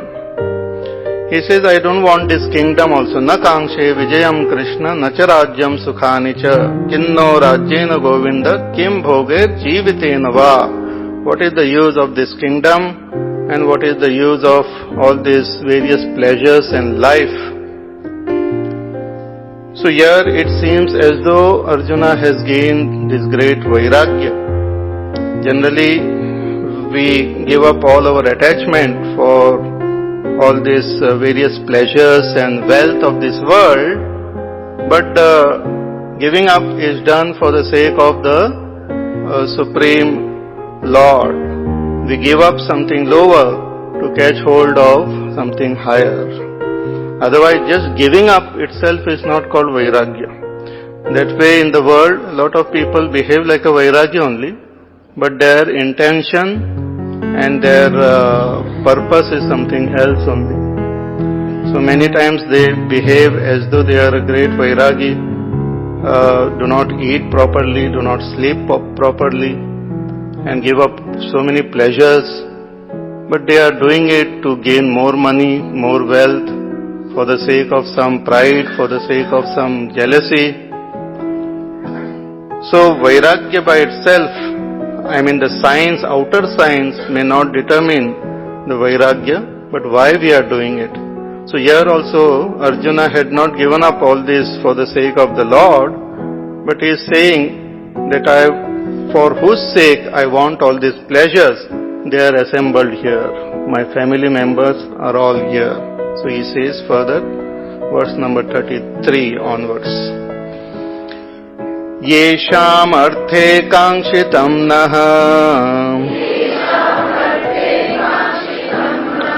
राज्यं भोगाः सुखानि च तैमेव स्थिता युद्धे प्राणान् त्यक्त्वा धनानि च आचार्याः पितरः पुत्राः तथैव च पितामहाः मातुलाश्वशुराः पौत्राः शाला सम्बन्धिनस्तथा येषाम् अर्थे काङ्क्षितं नः राज्यं भोगाः सुखानि च तैमेव स्थिता युद्धे प्राणान् त्यक्त्वा धनानि च आचार्याः पितरः पुत्राः तथैव च पितामहाः मातुलाश्वशुराः पौत्राः शाला सम्बन्धिनस्तथा. He says, Esham arthe kangshitam naha rajyam bhoga sukhani cha, for whose sake we desire kingdom, we desire the various pleasures and various enjoyment in this world, for whose sake, for my own family members' sake, I am desiring all this, and they themselves are assembled here. So they will die in this battle. So what is the use of all this kingdom, and what is the use of all pleasures and enjoyment? Because for whose sake I want them, they are here. So he is feeling a sense of Vairagya. I don't want this, not because of some supreme purpose, but for the sake of his own family members, for the love and attachment of his own family member. So ta imev astita yuddhe pranans tyaktva dhanani cha. All of them for whose sake I want this kingdom, they are assembled here, giving up their pranas. They have given up their attachment to their own pranas. They will die here. And dhanani cha, they have given up their hold over their dhana also, wealth. And they have assembled here. And if they all get killed, then what is the use of all this kingdom and pleasures and enjoyment and all? Generally this is called Smashan Vairagya. When some tragedy happens in the family or somewhere, we suddenly develop that Vairagya. What is the use of life? What is the use of all these pleasures? When suddenly the things change in the world outside, again that person is back to square one. Again we get equally attached, again we get involved in pleasures, involved in various types of enjoyment. So our Vairagya is not lasting. Vairagya becomes lasting if it is the product of Vivek. If it is because of discrimination between what is right and what is wrong, where lies the real happiness, and where lies the temporary pleasure. When we can do the discrimination properly, then we can gain proper vairagya, lasting vairagya. Otherwise, because of some temporary situation, we feel a disgust towards the pleasure, then that is just a temporary vairagya only. So that type of feeling Arjuna had here. And who are those people for whose sake you want all this kingdom? So he is now telling, he says, Acharyaha, my teachers who have assembled here. See, before when Sanjaya described, he said that Arjuna saw all of them assembled there. But there first he saw those who were of his father's age, then his grandfather's age, and then he saw the Acharya. But now slowly he is getting that vairagya and all. So first he is looking at his teacher. When we have enough vairagya, then teacher become important. But when vairagya is not there, then all others become more important. So here at least he is looking at Acharyas first. So Acharyaha, the teachers like Dronacharya or Kripacharya. Then Pitaraha, the fathers of that age, his father's age. Putraha, his sons. Tathaivacha Pitamaha, so also the grandfathers. Bhishma Pitamaha and other elders, he saw them right in front of him. Then Matulaha, the maternal uncles. Shvashuraha, his fathers-in-law.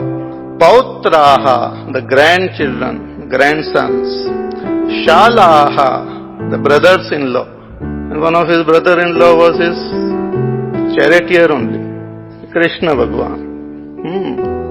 Krishna Bhagwan was brother-in-law. He was married to his sister Subhadra. So he saw Krishna also there, assembled in this battlefield, and other relatives, other brothers-in-law, and Sambandhinas tatha, and other relatives who had assembled there, he saw them. See, as I said, as we see, as our vision, so the world appears in front of us. And as the world appears in front of us, so our mind responds or reacts to the world. If we change the vision, the world appears different and our response becomes different. If we try to just change the response, it will be just an outer change, forceful change. If we want to bring about real transformation in our life, what we have to do is change our vision. Otherwise it is a superficial change. So here Arjuna was looking at all these members who have assembled here, not as adharmic people ready to fight this war for a wrong purpose, but he was looking at them as his own relative. Therefore we have this famous those picture of the lady who holds that taraju in her hand for justice, blind. Blind means not that she is blind, but she should not see who is there in front of her, whether relative or friend. She should only think about justice. If the judge decides the punishment based on who is there in front, whether his own relative is there or whether some other person is there, then that is not proper justice. So here also Arjuna was looking with the eye of a relative.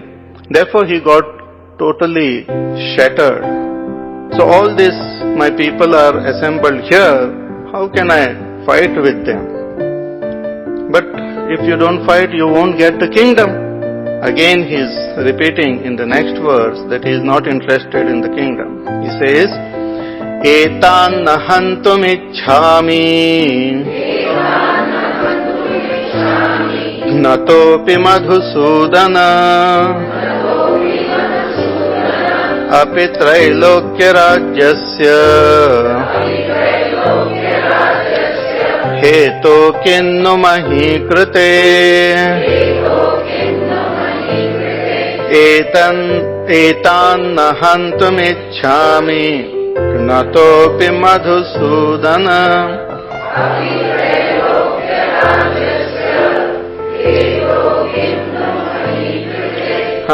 एतान् न हन्तुमिच्छामि. I am not interested, or I don't have desire to kill all these people whom I named, who are assembled here. Na hantum ichchami, I don't want to kill them. But they will then kill, the fight will happen, and they will, he says, it doesn't matter. Natopi Madhusudana, hey Madhusudan, and you are Madhusudan, and Madhu was a Rakshas. It is one thing to kill a Rakshasa, who is really a Rakshasa, but here we are talking about our own people, Swajana, our own relatives and friends. So, hey Madhusudan, even if they kill me, I don't mind, but I don't want to kill them. I don't want to destroy them. But what about the kingdom? He says what to talk about the kingdom of this world. Heto kinnu mahekrite apit trailokya rajyasya. Even if I get the kingdom of all the three worlds, I am not interested to kill them. World is not important, worlds are not important, kingdoms are not important. These relatives, my friends, my uncles, my fathers-in-law, brothers-in-law, children, grandchildren, they are very important to me, even though they are doing something wrong, but I don't want to kill them. And just by saying that I don't want to kill them, they will not stop. This war will not stop. So even if they kill me, I don't mind. So he had lost his complete sense of that discrimination, that I am a Kshatriya and what is my duty as a Kshatriya. All these things he forgot when he saw with the eye of a relative all this scene in front of him. But Bhagwan Krishna did not say anything. He was listening. And all this argument which Arjuna gives here, why he doesn't want to fight, Bhagwan in the second chapter and also in the rest of the chapters, he gives reply to each and every argument. He tells him where he is wrong, because his whole vision was little corrupted, was not proper. So further, he gives some other argument to support his statement. He says, Nihatyathartha rashtranaha ka priti syat janardana papameva shrayedasman hatvaitanatatayinaha निहत्य राष्ट्रान्नः का प्रीति स्यात् Janardan.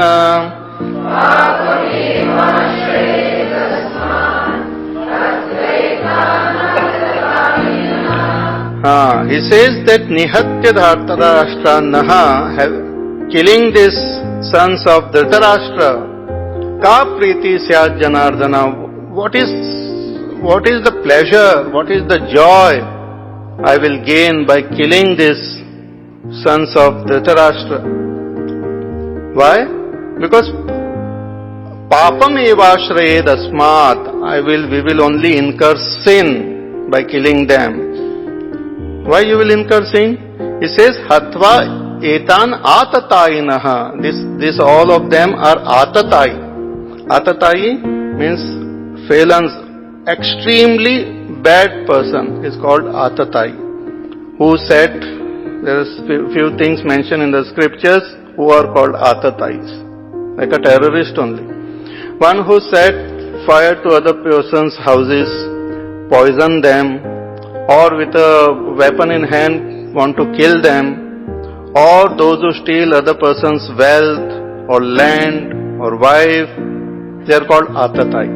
And all these things Duryodhana and his brothers and all had done.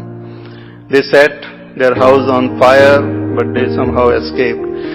They poisoned Bhima but he also got protected, he also escaped. They tried to kill them in various ways, and now they stole their kingdom, their land.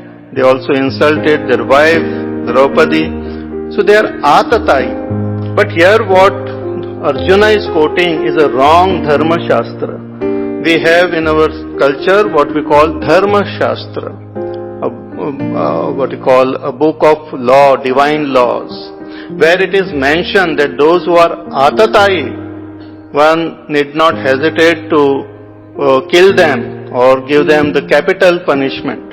In modern language, if we have to say, those who are atatais, they are fit to be given capital punishment, and as a king they have the right to punish. But here Arjuna is misquoting or has misunderstood the whole Dharma Shastra, and therefore Bhagavan later on he says, not to perform your duties will be a sin.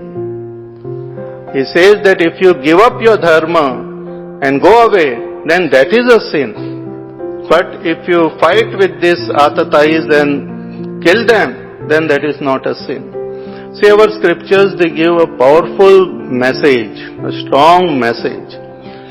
Tolerance and all is not the message of this.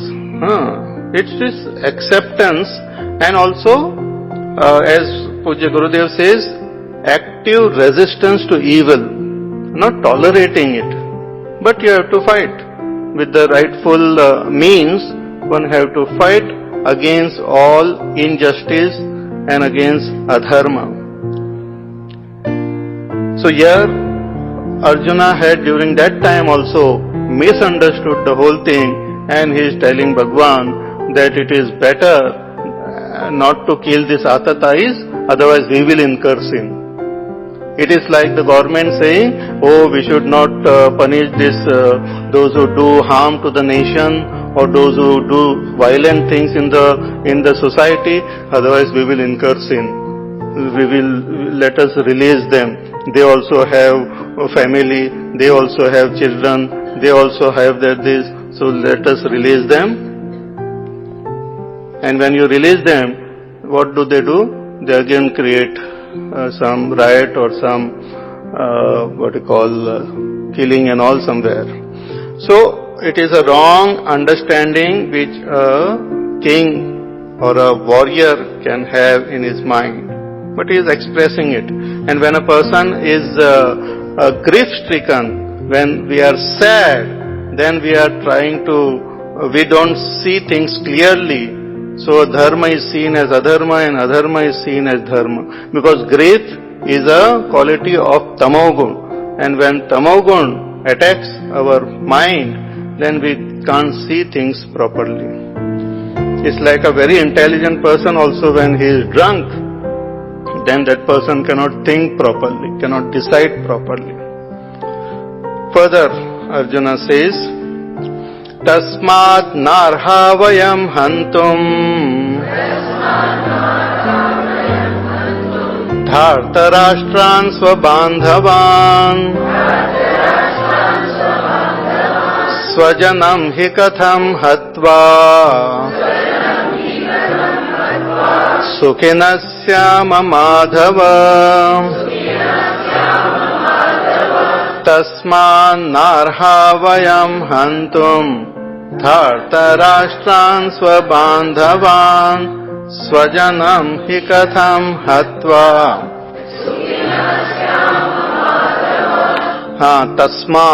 Tasmad means therefore. So Arjuna is saying as though he has given some wonderful logic, and then he is saying therefore. But even after listening this, Bhagavan did not say anything. He allowed him to continue to speak, and that is also a psychological technique. You allow the patient to speak and exhaust himself, and then you can start treating. So here Bhagavan doesn't interrupt him. He speaks. He says, Tasmat na arhaha vayam hantum. Therefore it is not justified, it is not proper for us to kill this Dhartarashtran. these sons of Dhritarashtra, Swabandhavan, again and again he uses the term Swabandhavan. If they were not my family members and if they were Atatai, I would have been the first one to kill them. But now, though they are Atatais, but they are our people. And that is where corruption starts in the society also. That for ordinary citizen there is one law, but for our own relatives and friends there is a different law. For everyone, line mein khade raho. But some other person comes, इधर से आ जाओ, दूसरे दरवाजे से, आपका काम हम कर लेंगे.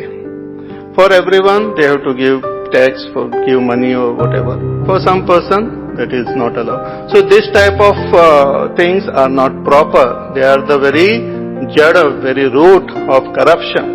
And that is what Arjuna is saying openly here, that they are Dhartarashtras, they are the sons of Dhritarashtra, Swabandhavan, though they are Atatai, they should not be killed.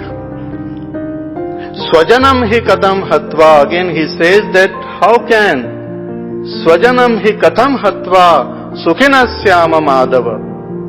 Hey Madhava, how can one be happy killing our own people? By destroying them, by killing our own people, how can one be happy? Hey Madhava. Oh Lakshmipati Madhava, how can anybody be happy by killing their own people? And still there was no change in expression in Bhagwan Sri Krishna. He was listening very attentively and wondering what happened to this Arjuna. He was such a wise person and now he is speaking like a totally confused person. And that is what Bhagwan says in the beginning of this second chapter also, that you speak like a wise person, but you are really totally confused. Further, he says, Arjuna says, Yadyapetena pashyanti lobhopahata chetasaha kulakshaya kritam dosham Mitradrohe cha patakam katham naneyam asmabhihi papadasman nivartitum kulakshaya kritam dosham prapashyadbhir janardana Yatyat petena pashyanti kulakshaya kritam dosham mitra drohe cha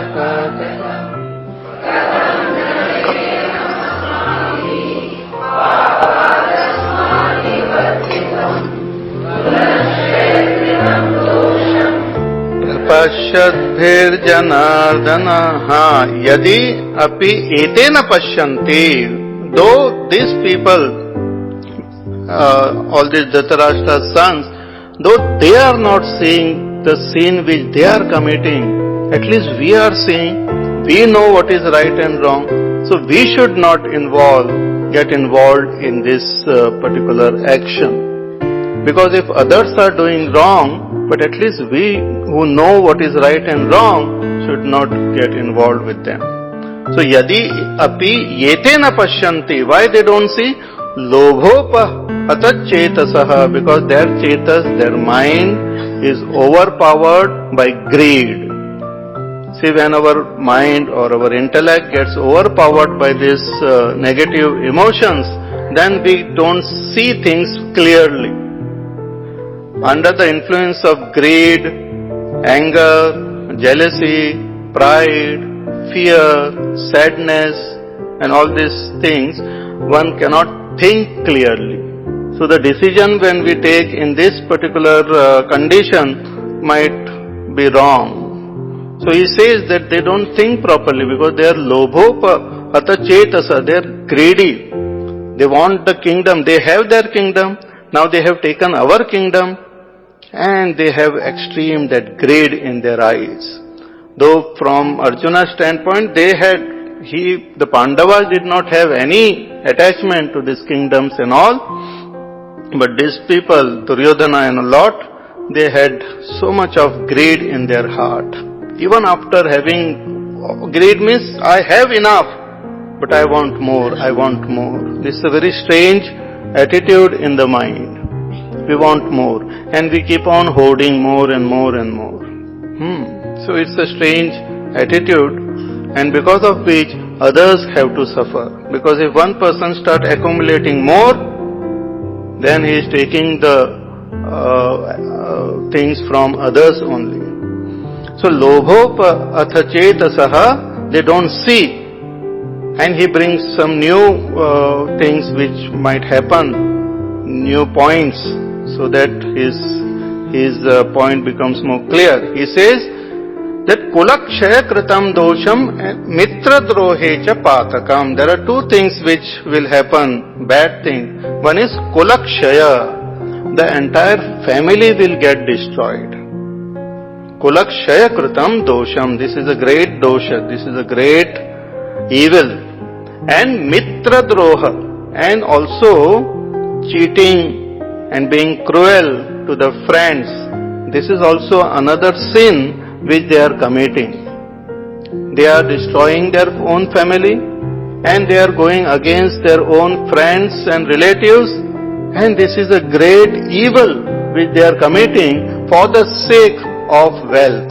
Even in the society we find that people fight because of money, because of some other things among themselves, within themselves, father and son, or husband and wife and brothers, keep fighting. Most of the cases in the courts are among relatives only, fighting for properties.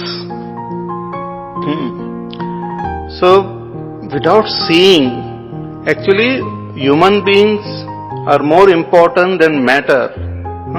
If there is if one has to weigh matter against wealth, against human being is more important. But many times we give more importance to wealth, to matter, and we don't care for a human being. So, kulakshaya kritam dosham mitra drohe cha patakam. Therefore he says, katham na neyam asmabihi. We know. So why not we who know about this? Papad asmad nivartitom. Why not we prevent or we abstain from this papa? We turn away from this sin which we are about to commit. Kulakshaya kritam dosham prapashyadbhir janardana. Because we can see, hey Janardana. Janardana means one who is the protector of all people. You are Janardana. So don't you see the dosha, the great evil of the destruction of families which is involved in this battle? So we see it, so why not we abstain from this? Why not we withdraw from this? That is the argument which Arjuna is giving to Bhagavan Sri Krishna. See, therefore this condition, when we understand deeply, properly, we will be able to understand what Bhagavan says about dharma. Because this dharma is the most important thing which we have to understand. When individuals misunderstand dharma, then there is individual loss as well as loss for others who are influenced by us. Families sometimes misunderstand dharma, but even societies and nations at times misunderstand dharma, and everyone have to suffer. Everyone have to suffer. One wrong decision by a leader or the government, and people can suffer for years together. So it is, and why they take such decision? Because of some misunderstanding about what is right, what is wrong, what is good, what is bad.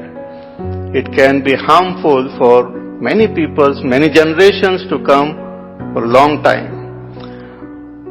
So therefore, Bhagavan taught this Shastra of Dharma to Arjuna and to all of us.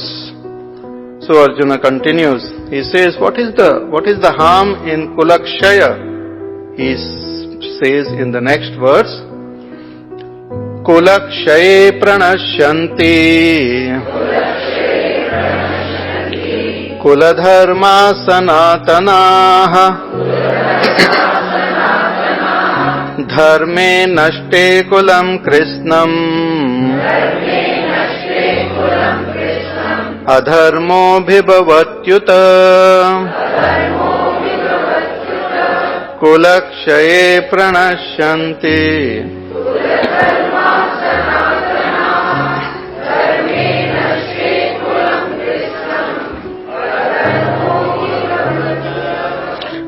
he says that kulakshaye pranashyanti kuladharma sanatanaha. When a family gets destroyed, because the family is a unit of society. How strong a society is depends, it will depend on how strong the family unit is. In our culture, there was great importance was given to family. Family is the unit of society, family is the unit of a nation. If the family becomes weak, then the whole nation will become weak. And at present we find families are becoming more and more weak only. Therefore because the dharma is sustained by a family. The parents, the children, all the relatives, friends, the whole family unit, they sustain good values. See, when you stay in a joint family or when you stay in a family where elders are there, others are there, then one will hesitate in doing something wrong. But when we go away from the family and stay independently, then lot of things we just don't care. The rituals or the tradition, we don't care. Even a single person, when he stays in a family, behaves differently, but when he goes and stays alone in some hostel and all, there you will find totally different behavior. If your son or daughter stays in some hostel, then you go and see the room and you will be shocked like, यहाँ तूफान आ गया था क्या? नहीं, मैं ही रहता हूँ. Because nobody is there to ask, so it doesn't matter. But when a family is there, then, and even these marriages and all, why we have so many people coming for marriages? Everyone who is a witness to the marriage is responsible for the happiness and the welfare of that couple. That was the tradition. That even then husband and all doesn't behave properly, anybody who had attended marriage can go and say, you better behave properly. I am one of the witness of your marriage. And I have taken a vow that yes, I will see that everything goes on well. So that is the purpose, that it's a society was involved or relatives were involved. Nowadays actually I have also gone to few marriages. वहाँ पर हो जाता है और यहाँ पर सब पकोड़े खाने में लग जाते हैं. Many times you don't even know who is getting married to whom.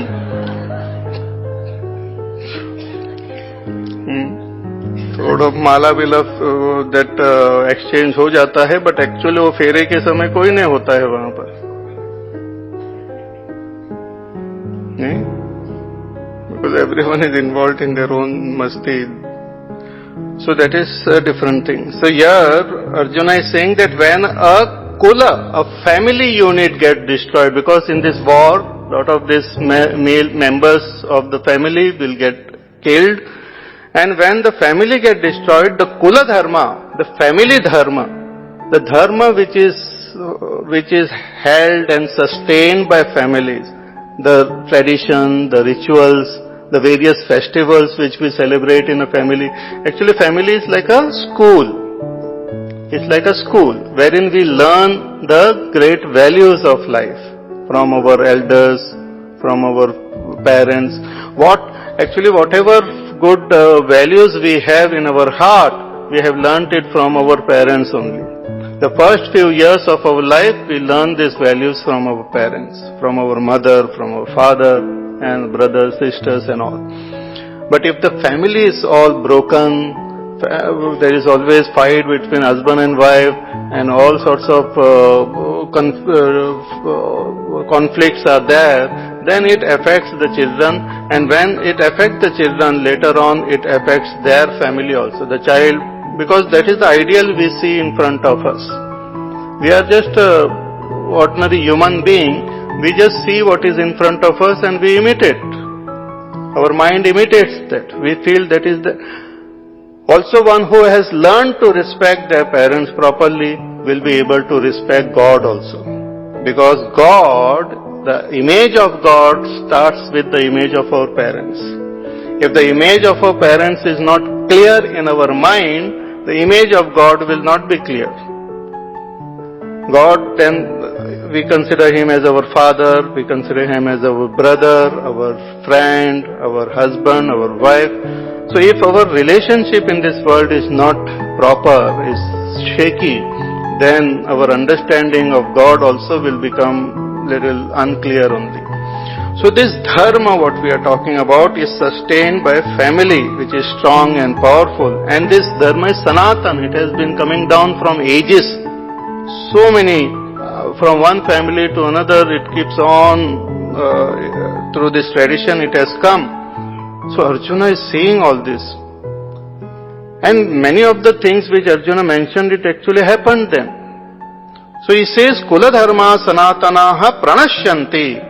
And when dharme nashte kulam krishnam, and when the dharma get destroyed, then what will happen? Adharma bhi bhavatyuta, then adharma will rise. When goodness goes down, then negativities come. Because they are together like. If one thing is put down, then other thing comes up. Because both of them are there within us. Both the qualities, good and bad, are there potentially in every member of the society. If negativities are, or positive things are suppressed, then negativity will come up. So Arjuna says that with the destruction of this family dharma, then everywhere there will be adharma only. So he further explains his point. He says, Adharma bhibhavat Krishna pradushyanti kulastriyah streshu dushtasu vashneya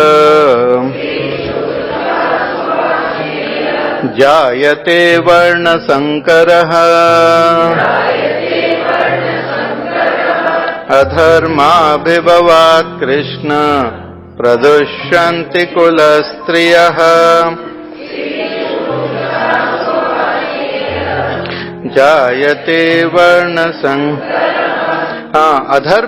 adharma bhibhavat Krishna. Hey Krishna, when this adharma will rise, then pradushyanti kulastriya, even the women folk in the family who are left behind will get corrupted, and there will be total admixture of caste and admixture of everything will happen. Varna Sankara it is called.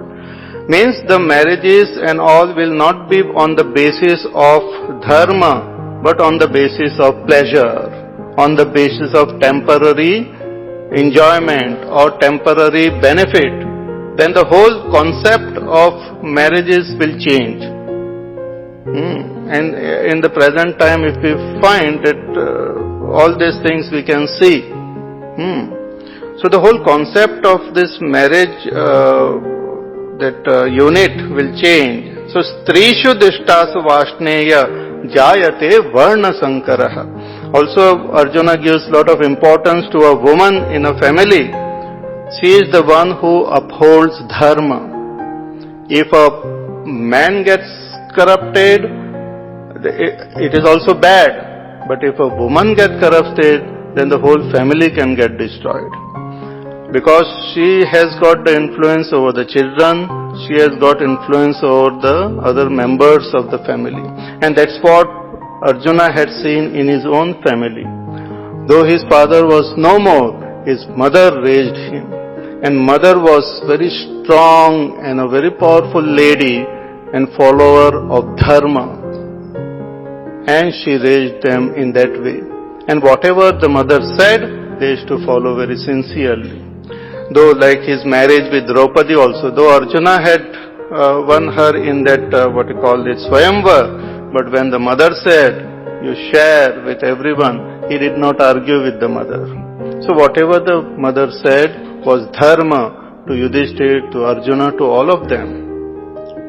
So here he realized that when all the menfolk and all become weak, and that is what happened in the darbar also, when these Pandavas were tied down with their vows and all, and Dhritarashtra and Bhishma Pitamaha also were totally helpless. That time what happened was an insult to Draupadi. It was not proper. So when the family unit becomes weak, then the woman folk also will become weak, and there will be corruption, and because of that there will be admixture of caste or admixture of caste in marriages and all. Varna Sankara it is called. Means one will not take into consideration the dharma or other values before getting into that marriage. And here Arjuna is addressing Bhagwan Krishna as Vashneya, Vrishnikula. So he is also reminding him that you are also born in that such a great kula of Vrishni. So you understand the value of this dharma, kula dharma being strong. See, even for animals also, for dogs, and even if you want to buy a dog, they try to see his or its pedigree. कि उसकी माता कौन, पिता कौन, उनकी grandfather कौन, उनका कौन है, वो किसका भाई है, किसका चचेरा भाई है. All this pedigree you check for a dog or a cat or a horse. Why? Because we understand the importance of it. Because we are not just we, but we are all our forefathers put together into one body. In us lies our ancestors. In each one of you lies our ancestors. Not only ancestors, in each one of us lies the society, the tradition, the entire, ultimately the entire human race exists in us in some form or other. It's very, very strong. We are not just individuals like separate unit. This great pressure is there on our mind or on our subconscious or unconscious of this tradition also. And if that tradition gets corrupted, then however strong individually I might be, I cannot live a very dharmic life. Because the whole tradition is taking me in a wrong direction only. So if a generation gets corrupted, then it remains corrupted for a long time till some real change happens in future. Because that impression remains. Like in our country also, whatever the past, whatever happened, good and bad, that impression will be there. Even recent history, suppose like this partition happened in our country or other things happened, that impression will remain. I myself might not be involved in it. My father also may not be involved directly in it, but its impression will remain in me also. When situation comes, I will also respond to it as the society responds. So this is very important. This dharma is a very subtle subject. So a family is meant to uphold dharma. But if a family fails to uphold dharma, then the society cannot be kept intact. Then the society will get destroyed. So such things Arjuna is telling Bhagwan. But here there was a flaw in his whole argument, that if he doesn't fight, then already these corrupt individuals were there and they would have made the whole family corrupt. It's like our body. If some corrupt organ is there in our body and it is harmful for the rest of the body, then that corrupt organ has to be removed to save the body. Similarly, in a society, if a certain section of society is harmful for the rest of the health of the society, then that section has to be eliminated to protect the society. There is a statement in Mahabharata that for the sake of the family, an individual can be sacrificed. For the sake of the society, a family can be sacrificed. Or for the sake of the nation, a section of the society can be sacrificed. For the whole, a part can be sacrificed. If I have to protect my entire body, and if operation is necessary to remove some part to protect it, then that is also acceptable. But if everything is healthy, just to remove that part is not a proper thing. नहीं, सब कुछ ठीक ठाक है, लेकिन मैंने वो निकाल दिया. It was little heavy. So it's very interesting argument which Arjuna places, because a rational person wants a rational argument justifying his action. Otherwise, it will keep on bothering him throughout. So Arjuna wants a rational justification for not fighting this war. First he said, they are my own people, so I don't want to fight. There was no response from Bhagavan Krishna. So he tried to bring dharma and all. He said, it is not good to kill atatais. But still Bhagavan did not respond. Then he says, the Kula dharma will get destroyed when Kula get destroyed. Still Bhagavan did not say anything. Now he says something more, that by this destruction even our forefathers will suffer. He says, Sankaro narakayeva Kulagnanam kulasya cha Patanti pitaro yesham Lupta pindodaka kriyaha Sankaro narakayeva Kulagnanam kulasya cha Patanti pitaro yesham.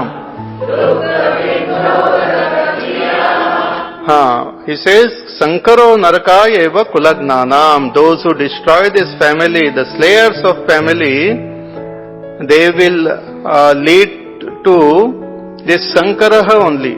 That confusion of caste will happen, admixture of caste. And narakaya eva, and this will lead them to narak only, to hell only.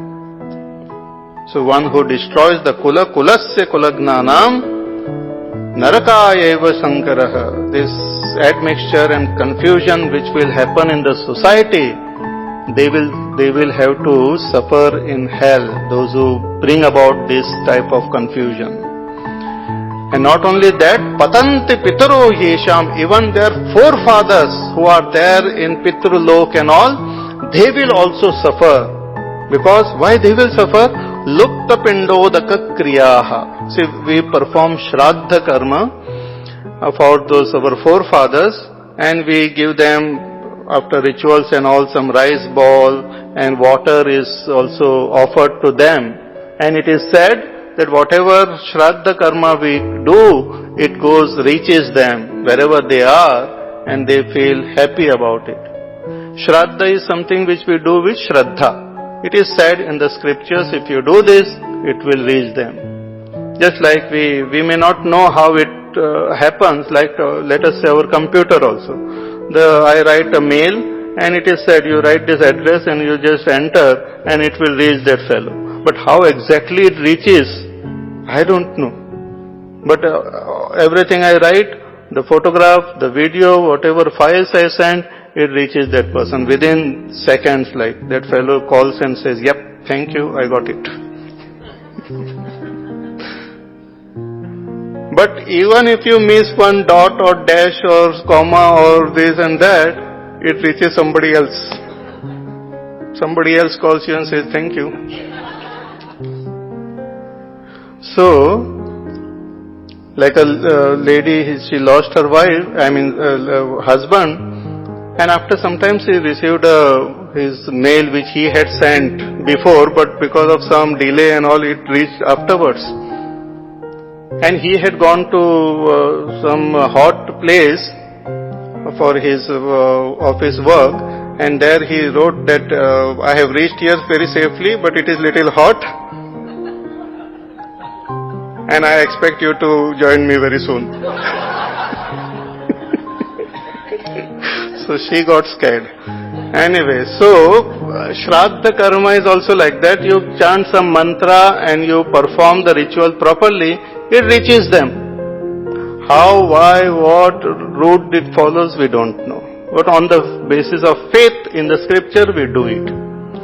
So, here our Arjuna says that if family unit gets broken, people will not follow this dharma. They will say, what Shraddha and all. Nowadays people say like that.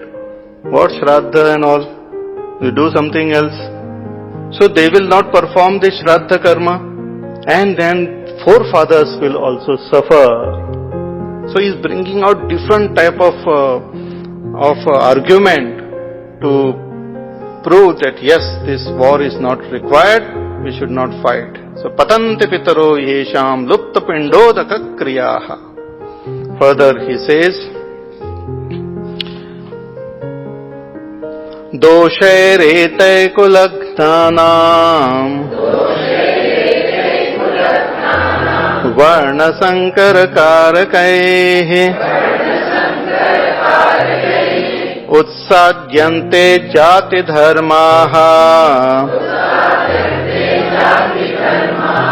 कुल धर्माश्च शाश्वताः दोषैरेतै कुलज्ञानां वर्णसंकरकारकैः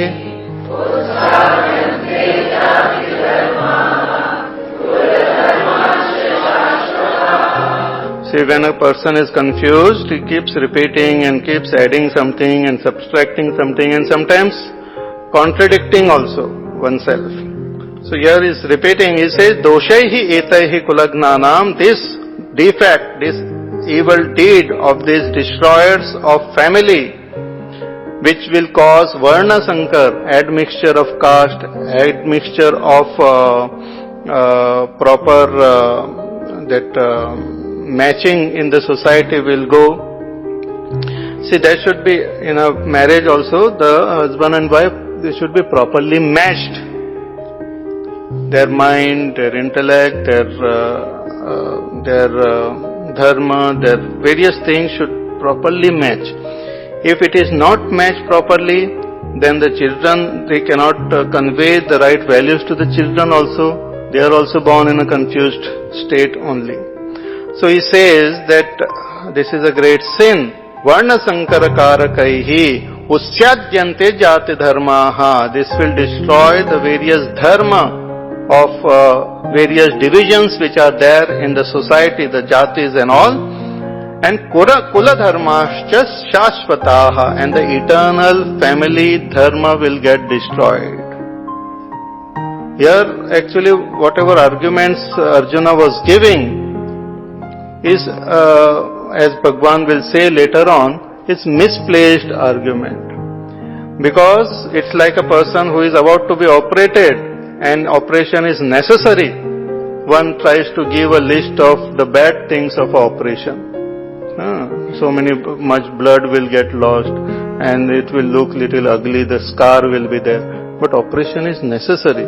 And if it is necessary, then the result and whatever consequences of this operation, one has to bear with it. Of course, the ideal condition is everyone is good. But if some adharma is there, then even the dharmic people will have to suffer and will have to bear the consequences of that section of people. So, usyadyante jati dharmaha kula dharmascha shashvataha. One more point he conveys now. He says, Utsanna kula dharmanam manushyanam janardana narake niyatam vasaha bhavatityanushruma Utsanna kula dharmanam manushyanam janardana narake niyatam vasaha Again Arjuna says that I have heard from these great wise people that those who then destroy this kula dharma, those who destroy their family tradition and one is that my individual work and my individual duties, but there are certain things which we have to do to maintain tradition. For example, the river is flowing in front of your house. You might require only a little bit of water to be used, but you have to maintain the river in such a way that the water is kept flowing for those who are living further downstream. Similarly, I myself might require little bit from my tradition. I might say, no, I am not interested, I am not in this. Okay, you yourself might not be interested, but the tradition has to be maintained so that your children and grandchildren who come in future, they will be benefited from it. It is for their sake one should maintain the tradition. Just like our family property. I don't have right to just destroy the property, but use it and give it to my children. Then they will give it to their children. So it is maintained. Similarly, this kula dharma, if it gets destroyed, then we are cutting the whole tradition and it's a great sin. So Arjuna says such people will go to Narak only, to hell. And there they will have to stay for a long time. Aniyatam. Aniyatam vasaha, for unknown period. For a long time. They will have to stay in Narak. Vasaha bhavati. Anushruma. Such I have heard in the Dharma Shastra. So therefore, it is not proper that we fight this war. So after giving all this argument, what is the conclusion? What are you trying to say? What are you trying to do? That now Arjuna reveals in the next verse. So next verse is like his conclusion now. He says, Aho batamahat papam kartum vyavasita vayam yadrajya sukhalobhena hantum swajanamudhyataha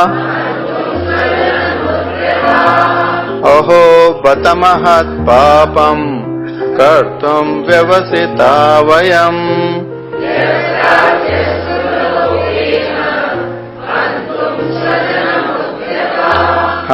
Therefore he says, aho, alas. Bata is expression of grief, expression of sadness. So great sadness and alas. Mahat papam kartum vyavasita vayam. We are about to begin a great sin. We are involved in a great sin. Mahat papam kartum vyavasita. We are about to indulge in a great sin. Mahat papam, not ordinary papa. So great sin. And what is the sin? Yad rajya sukha lobhena hantum swajanam udyataha. This is the conclusion he derived, his understanding. That we are fighting this war and killing our own people for the sake of pleasure and for the sake of kingdom and for the greed of pleasure and kingdom. Yad rajya sukhalobhena hantum swajanamudyataha. So whole his thing was that we are fighting with our own people and for the sake of pleasure and for kingdom. But later on Bhagavan will reveal to him that you are not fighting with your own people. You are fighting with adharma. You are not fighting for kingdom, you are fighting to establish dharma. You are fighting to establish dharma. It's like again the doctor is operating on the patient. He has got no fight against the appendix or against the other disease. The whole purpose is to establish health, to maintain health. If anything is required to maintain health, then that has to be done. If certain things has to be removed, certain part of our body has to be removed to maintain health, then it has to be done. Similarly here, the situation is such that one has to maintain dharma in the society, which is very important, which is the very basis of the joy and goodness, welfare of all beings. If the king is not dharmic, then everyone will have to suffer. Yatha raja, tatha prajaha. If the king has got negative ideas and has got all sorts of confusion, then the praja will also have to suffer. And not only the praja of that particular time, but for generations together. So it is very important that those people who know about dharma and who have the capacity to fight against it, against adharma, should use that capacity. Because everyone cannot fight against this adharma and all. So they should use their power to do it. In our country's history also, so many times we were attacked by the outsiders, but because of confusion and lack of unity within ourselves, we had to suffer. And only a few people coming from outside, they ruled our country for such a long time. Why? Because of division among ourselves and not understanding what is right and wrong, and supporting the oppressors and the others who came. So it is totally misunderstanding the great scriptures, or not understanding or not studying or not understanding the message which the scriptures are giving us. So he says that yad rajya sukha lobhena hantum swajanam udyata, that we are about to fight this war which is a great sin, and we are about to kill our own people for the sake of kingdom and pleasure. So it is a great sin, and we should not do it. So he says in the next verse, he says that this is what I will do now. What? This is the best thing, he says. Yadi mam apratikaram ashastram shastra panayah dharta rashtrarane hanyuh tanme kshemataram bhavet yadi mam apratikaram ashastram shastra panayah dharta rashtrarane hanyuh tanme kshemataram bhavet. He says that this is the thing I should do, it is the best. He says, yadi mam apratikaram ashastram shastra panayah dharta rashtra rane hanyuh, that in this battle, if the sons of Dhritarashtra kill me with their weapons in their hand, shastra panayah, with their weapons in their hand, if they attack me and kill me, and I remain there,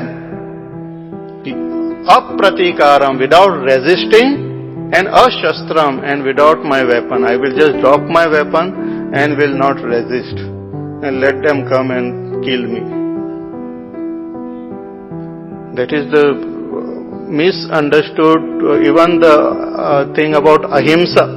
We have a misunderstood concept of ahimsa also. We feel ahimsa means that tolerate atyachar. Even if the other person comes and beats you up, you say, no, I will not do anything. I will not resist. I will not say anything. This is a wrong understanding. Our scriptures gives us the message of strength and power. It gives us the power to fight against adharma. Not just tolerate nonsense like. So he says, yadi mam apratikaram, I will not resist. I will just drop my gandiva and then sit. And Duryodhana will come and then he will beat me up. But I will दूसरा गाल उनको दिखा दूंगा, फिर ये गाल दिखा दूंगा, फिर पीछे मारो, इधर मारो. That is what it means. Apratikar. Apratikar means without resisting. And ashastram, I will not hold weapon. Dharta rashtra rane hanyuhu. Tanme kshema taram bhavet. And if I get killed in this battle, then I think that is the best for me. Kshema taram. Kshema means good. Kshema taram means superlative. It will be extremely good for me. This is a very, very wrong understanding. In fact, later on when the war starts and Bhagwan, Arjuna and Karna were fighting together, and at that time Karna's chariot got stuck in the mud, in the ground. So Karna, what he did, he left his bow and arrow and he got down to lift that chariot. At that time Arjuna was there. He also stopped fighting. Bhagwan told him, why are you stopping? Kill him. He said, but he is without his weapon, he is there helpless. He said that he is adharma and you have to kill him. The purpose is to destroy that adharma. You should not treat adharma equal to dharma. You should not treat a bad person equal to a good person. Treating bad and good equally is like insulting the good only. If a murderer is there behind and the police is there fighting with that and suddenly he loses his weapon, that means we should not say, okay, take the weapon now, then only I will fight with you. It's not a competition, it's not something, it's like operating also. When we operate on that person, we try to give that anesthesia and all sorts of tricks we do so that we can remove that organ. Similarly, here also, Bhagwan told Arjuna to fight, shoot and kill him. Don't wait for him to take his weapon, and then it's not a joke or it's not a play which is happening here. It's a fight against adharma, not just competition or something. And they have behaved in the most adharmic way. Karna and Dronacharya and all together, they had killed in an adharmic way Arjuna's son Abhimanyu. There are certain rules and regulations which one has to follow during the war also, but they did not follow. And here you are waiting, don't wait, shoot him, and Arjuna shoots him, kills him. So the concept of dharma is very, very subtle, very sublime, and it has to be understood properly. Here it is not advocating war, but Bhagwan is advocating dharma. Since Arjuna was a Kshatriya, the topic of war is happening, but this we have to apply in our own life. We have our own dharma as a householder or as a student, as a teacher or whatever our role in the society, and that we have to follow sincerely. So he is saying that, it will be very nice if I just drop my weapon and this Duryodhana and all comes and kills me, then I think that is the best for me. Tanme kshemataram bhavet. Thus saying, Arjuna kept quiet. So Sanjay, he concludes, he says, Sanjaya uvacha evam uktva Arjuna sankhe Rathopastha upavishata Vishrujya sasharam chapam Shoka samvigna manasaha Evam uktva Arjuna sankhe Rathopastha upavishata Vishrujya sasharam chapam Shoka samvigna manasaha. Sanjay Vacha, Sanjay says to Dhritarashtra, the evam, thus, uktva, having said this to Bhagwan Krishna, Arjuna having spoken thus to Bhagwan Sri Krishna, Sankhe, in the battlefield, Ratopastha upavishata, in that chariot itself he sat down there. He just could not stand also. It became so weak that he just sat down. when our mind is weak, our body also becomes weak. He just sat down and Vishrujya Sacharam Chapam, he just left his bow and arrow there.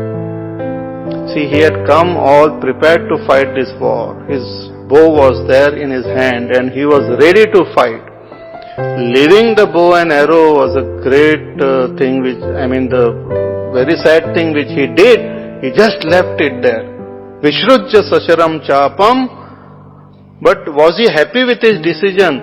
No, he was thoroughly sad, grief-stricken. Shoka samvigna manasaha. His heart or mind was filled with grief and sorrow, overwhelmed with sorrow.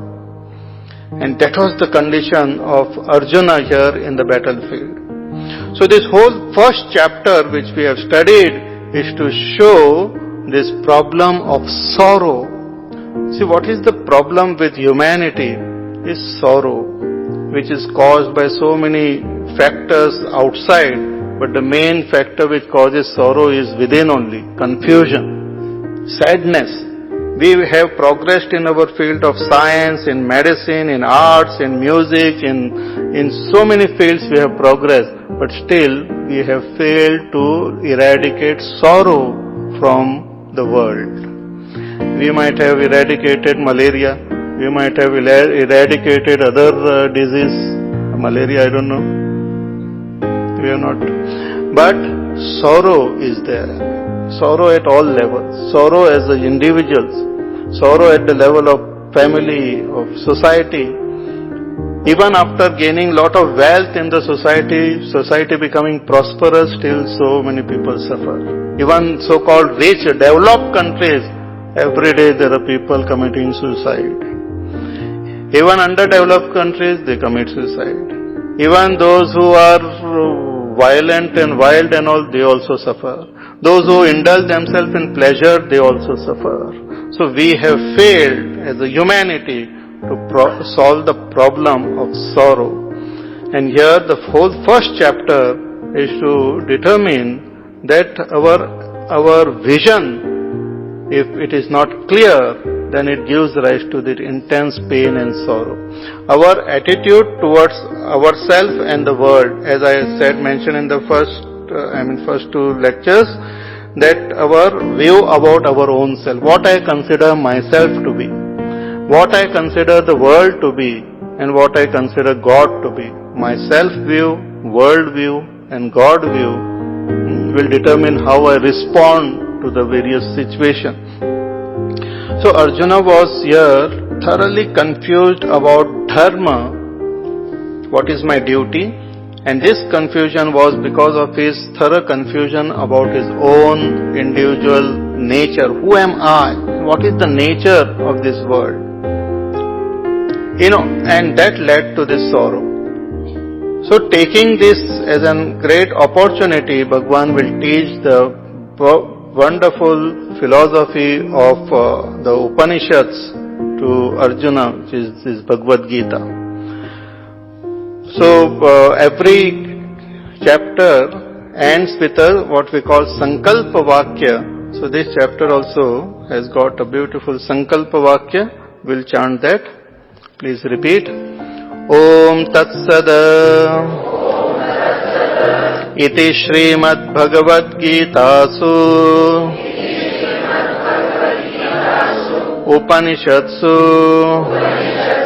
Brahma Vidyayam Yoga Shastre Shri Krishna Arjuna Samvade Arjuna Vishada Yoga Nama Prathamodhyayaha. Together. Om Tat Sada Iti Srimad Bhagavad Gitasu Upanishatsu Brahma Vidyayam Yoga Shastre Shri Krishna Arjuna Samvade Arjuna Vishada Yoga Nama Prathamodhyayaha. It concludes with this beautiful words from the scriptures. Om Tat Sat. This Om Tat Sat is an indicator of that supreme truth. That supreme reality, what we call Brahma, is indicated by the word Om. It is also indicated by the word Tat. Tat means that. It is also indicated by the word Sat, means real, that which is supremely real. Thus, this is Srimad Bhagavad Gita. This is called Bhagavad Gita. It is a song of Bhagwan Sri Krishna. He wanted to sing this song. And he made Arjuna the Nimitta. See, in Bhagavad, we have studied, those who have come for this pravachan, called this Uddhava Gita. In that Uddhava Gita, Bhagwan Krishna teaches Uddhava. But that Gita is not named Srimad Bhagavad Gita. It is named Uddhava Gita. Similarly, this Gita also should have been named Arjuna Gita. But no. In Uddhava Gita, it was Uddhava who requested Bhagwan, please teach me. Uddhava wanted Bhagwan to speak. But here in Bhagavad Gita, Bhagwan wanted to give this knowledge to Arjuna and to all of us. Therefore it is called Bhagavad Gita. Srimad Bhagavad Gita song, divine song, Upanishadsu. Each and every chapter is like a Upanishad. Though the first chapter doesn't talk about that sublime reality, but this first chapter becomes the introduction to the rest of the Bhagavad Gita. So it's like a Upanishad. What is the theme of this Bhagavad Gita? Brahma Vidya. Brahma means that supreme reality is called Brahma. Brahma means that which is big, that which is unlimited, that which is all pervading. It's called Brahma. More about it we will see in the next chapter also. So Brahma Vidya, the knowledge of Brahma. But at the same time, it also conveys the Yoga Shastra, science of Yoga. Yoga is all the sadhanas which are there, which are helpful to attain this Brahma, to realize this Brahma. They are called Yoga, which joins us to Brahma. We are as though separated. We feel we are different from that reality. So all that sadhana which brings us together is called Yoga. So Bhakti Yoga, Karma Yoga, Jnana Yoga, Ashtanga Yoga, so many Yoga. Yoga means to join. So this book is not only about theory about what is Brahma, but also the practice, the science of Yoga. Shri Krishna-Arjuna Samvade, in the form of a dialogue between Krishna and Arjuna. This particular chapter is called Arjuna Vishada Yoga. Here Arjuna's grief is being narrated, but this is also called Yoga because this grief has brought Arjuna to God. Therefore it is Yoga. All sorrow is not called Yoga. Otherwise everyone will be Yogi only. So if your sorrow brings you to God, then that sorrow is Yoga. Then we should be thankful to that sorrow. It's like Kunti saying that, oh Bhagwan, give me sorrow because whenever I am sad, I remember you more intensely. So sorrow can also become yoga if it takes us to God.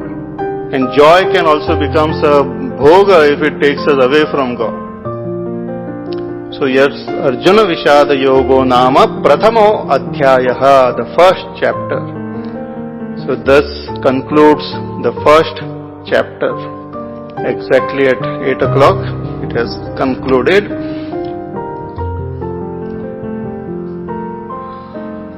So,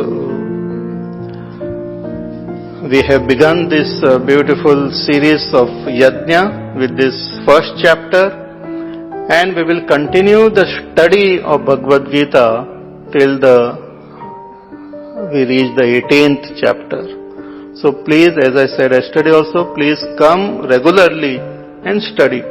Because this is a science, it has to be studied. It is not just pravachan where you sit back, relax and listen and now and then go to sleep.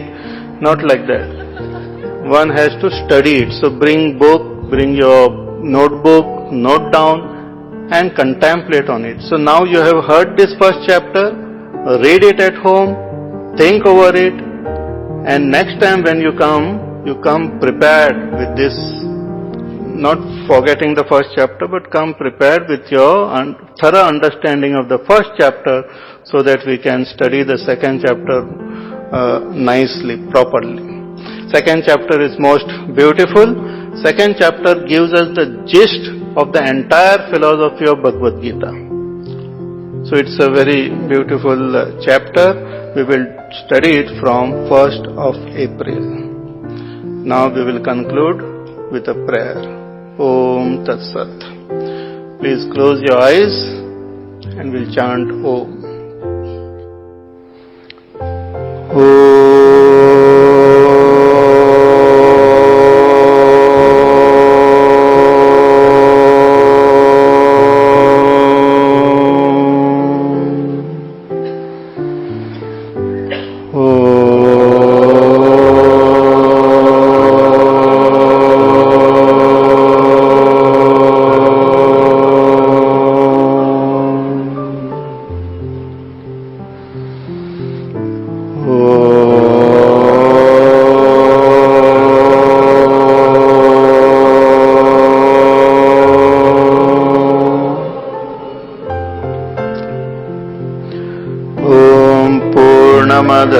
Purnamidam Purnat Purnamudachyate Purnasya Purnamadaya Purnameva Vashishyate.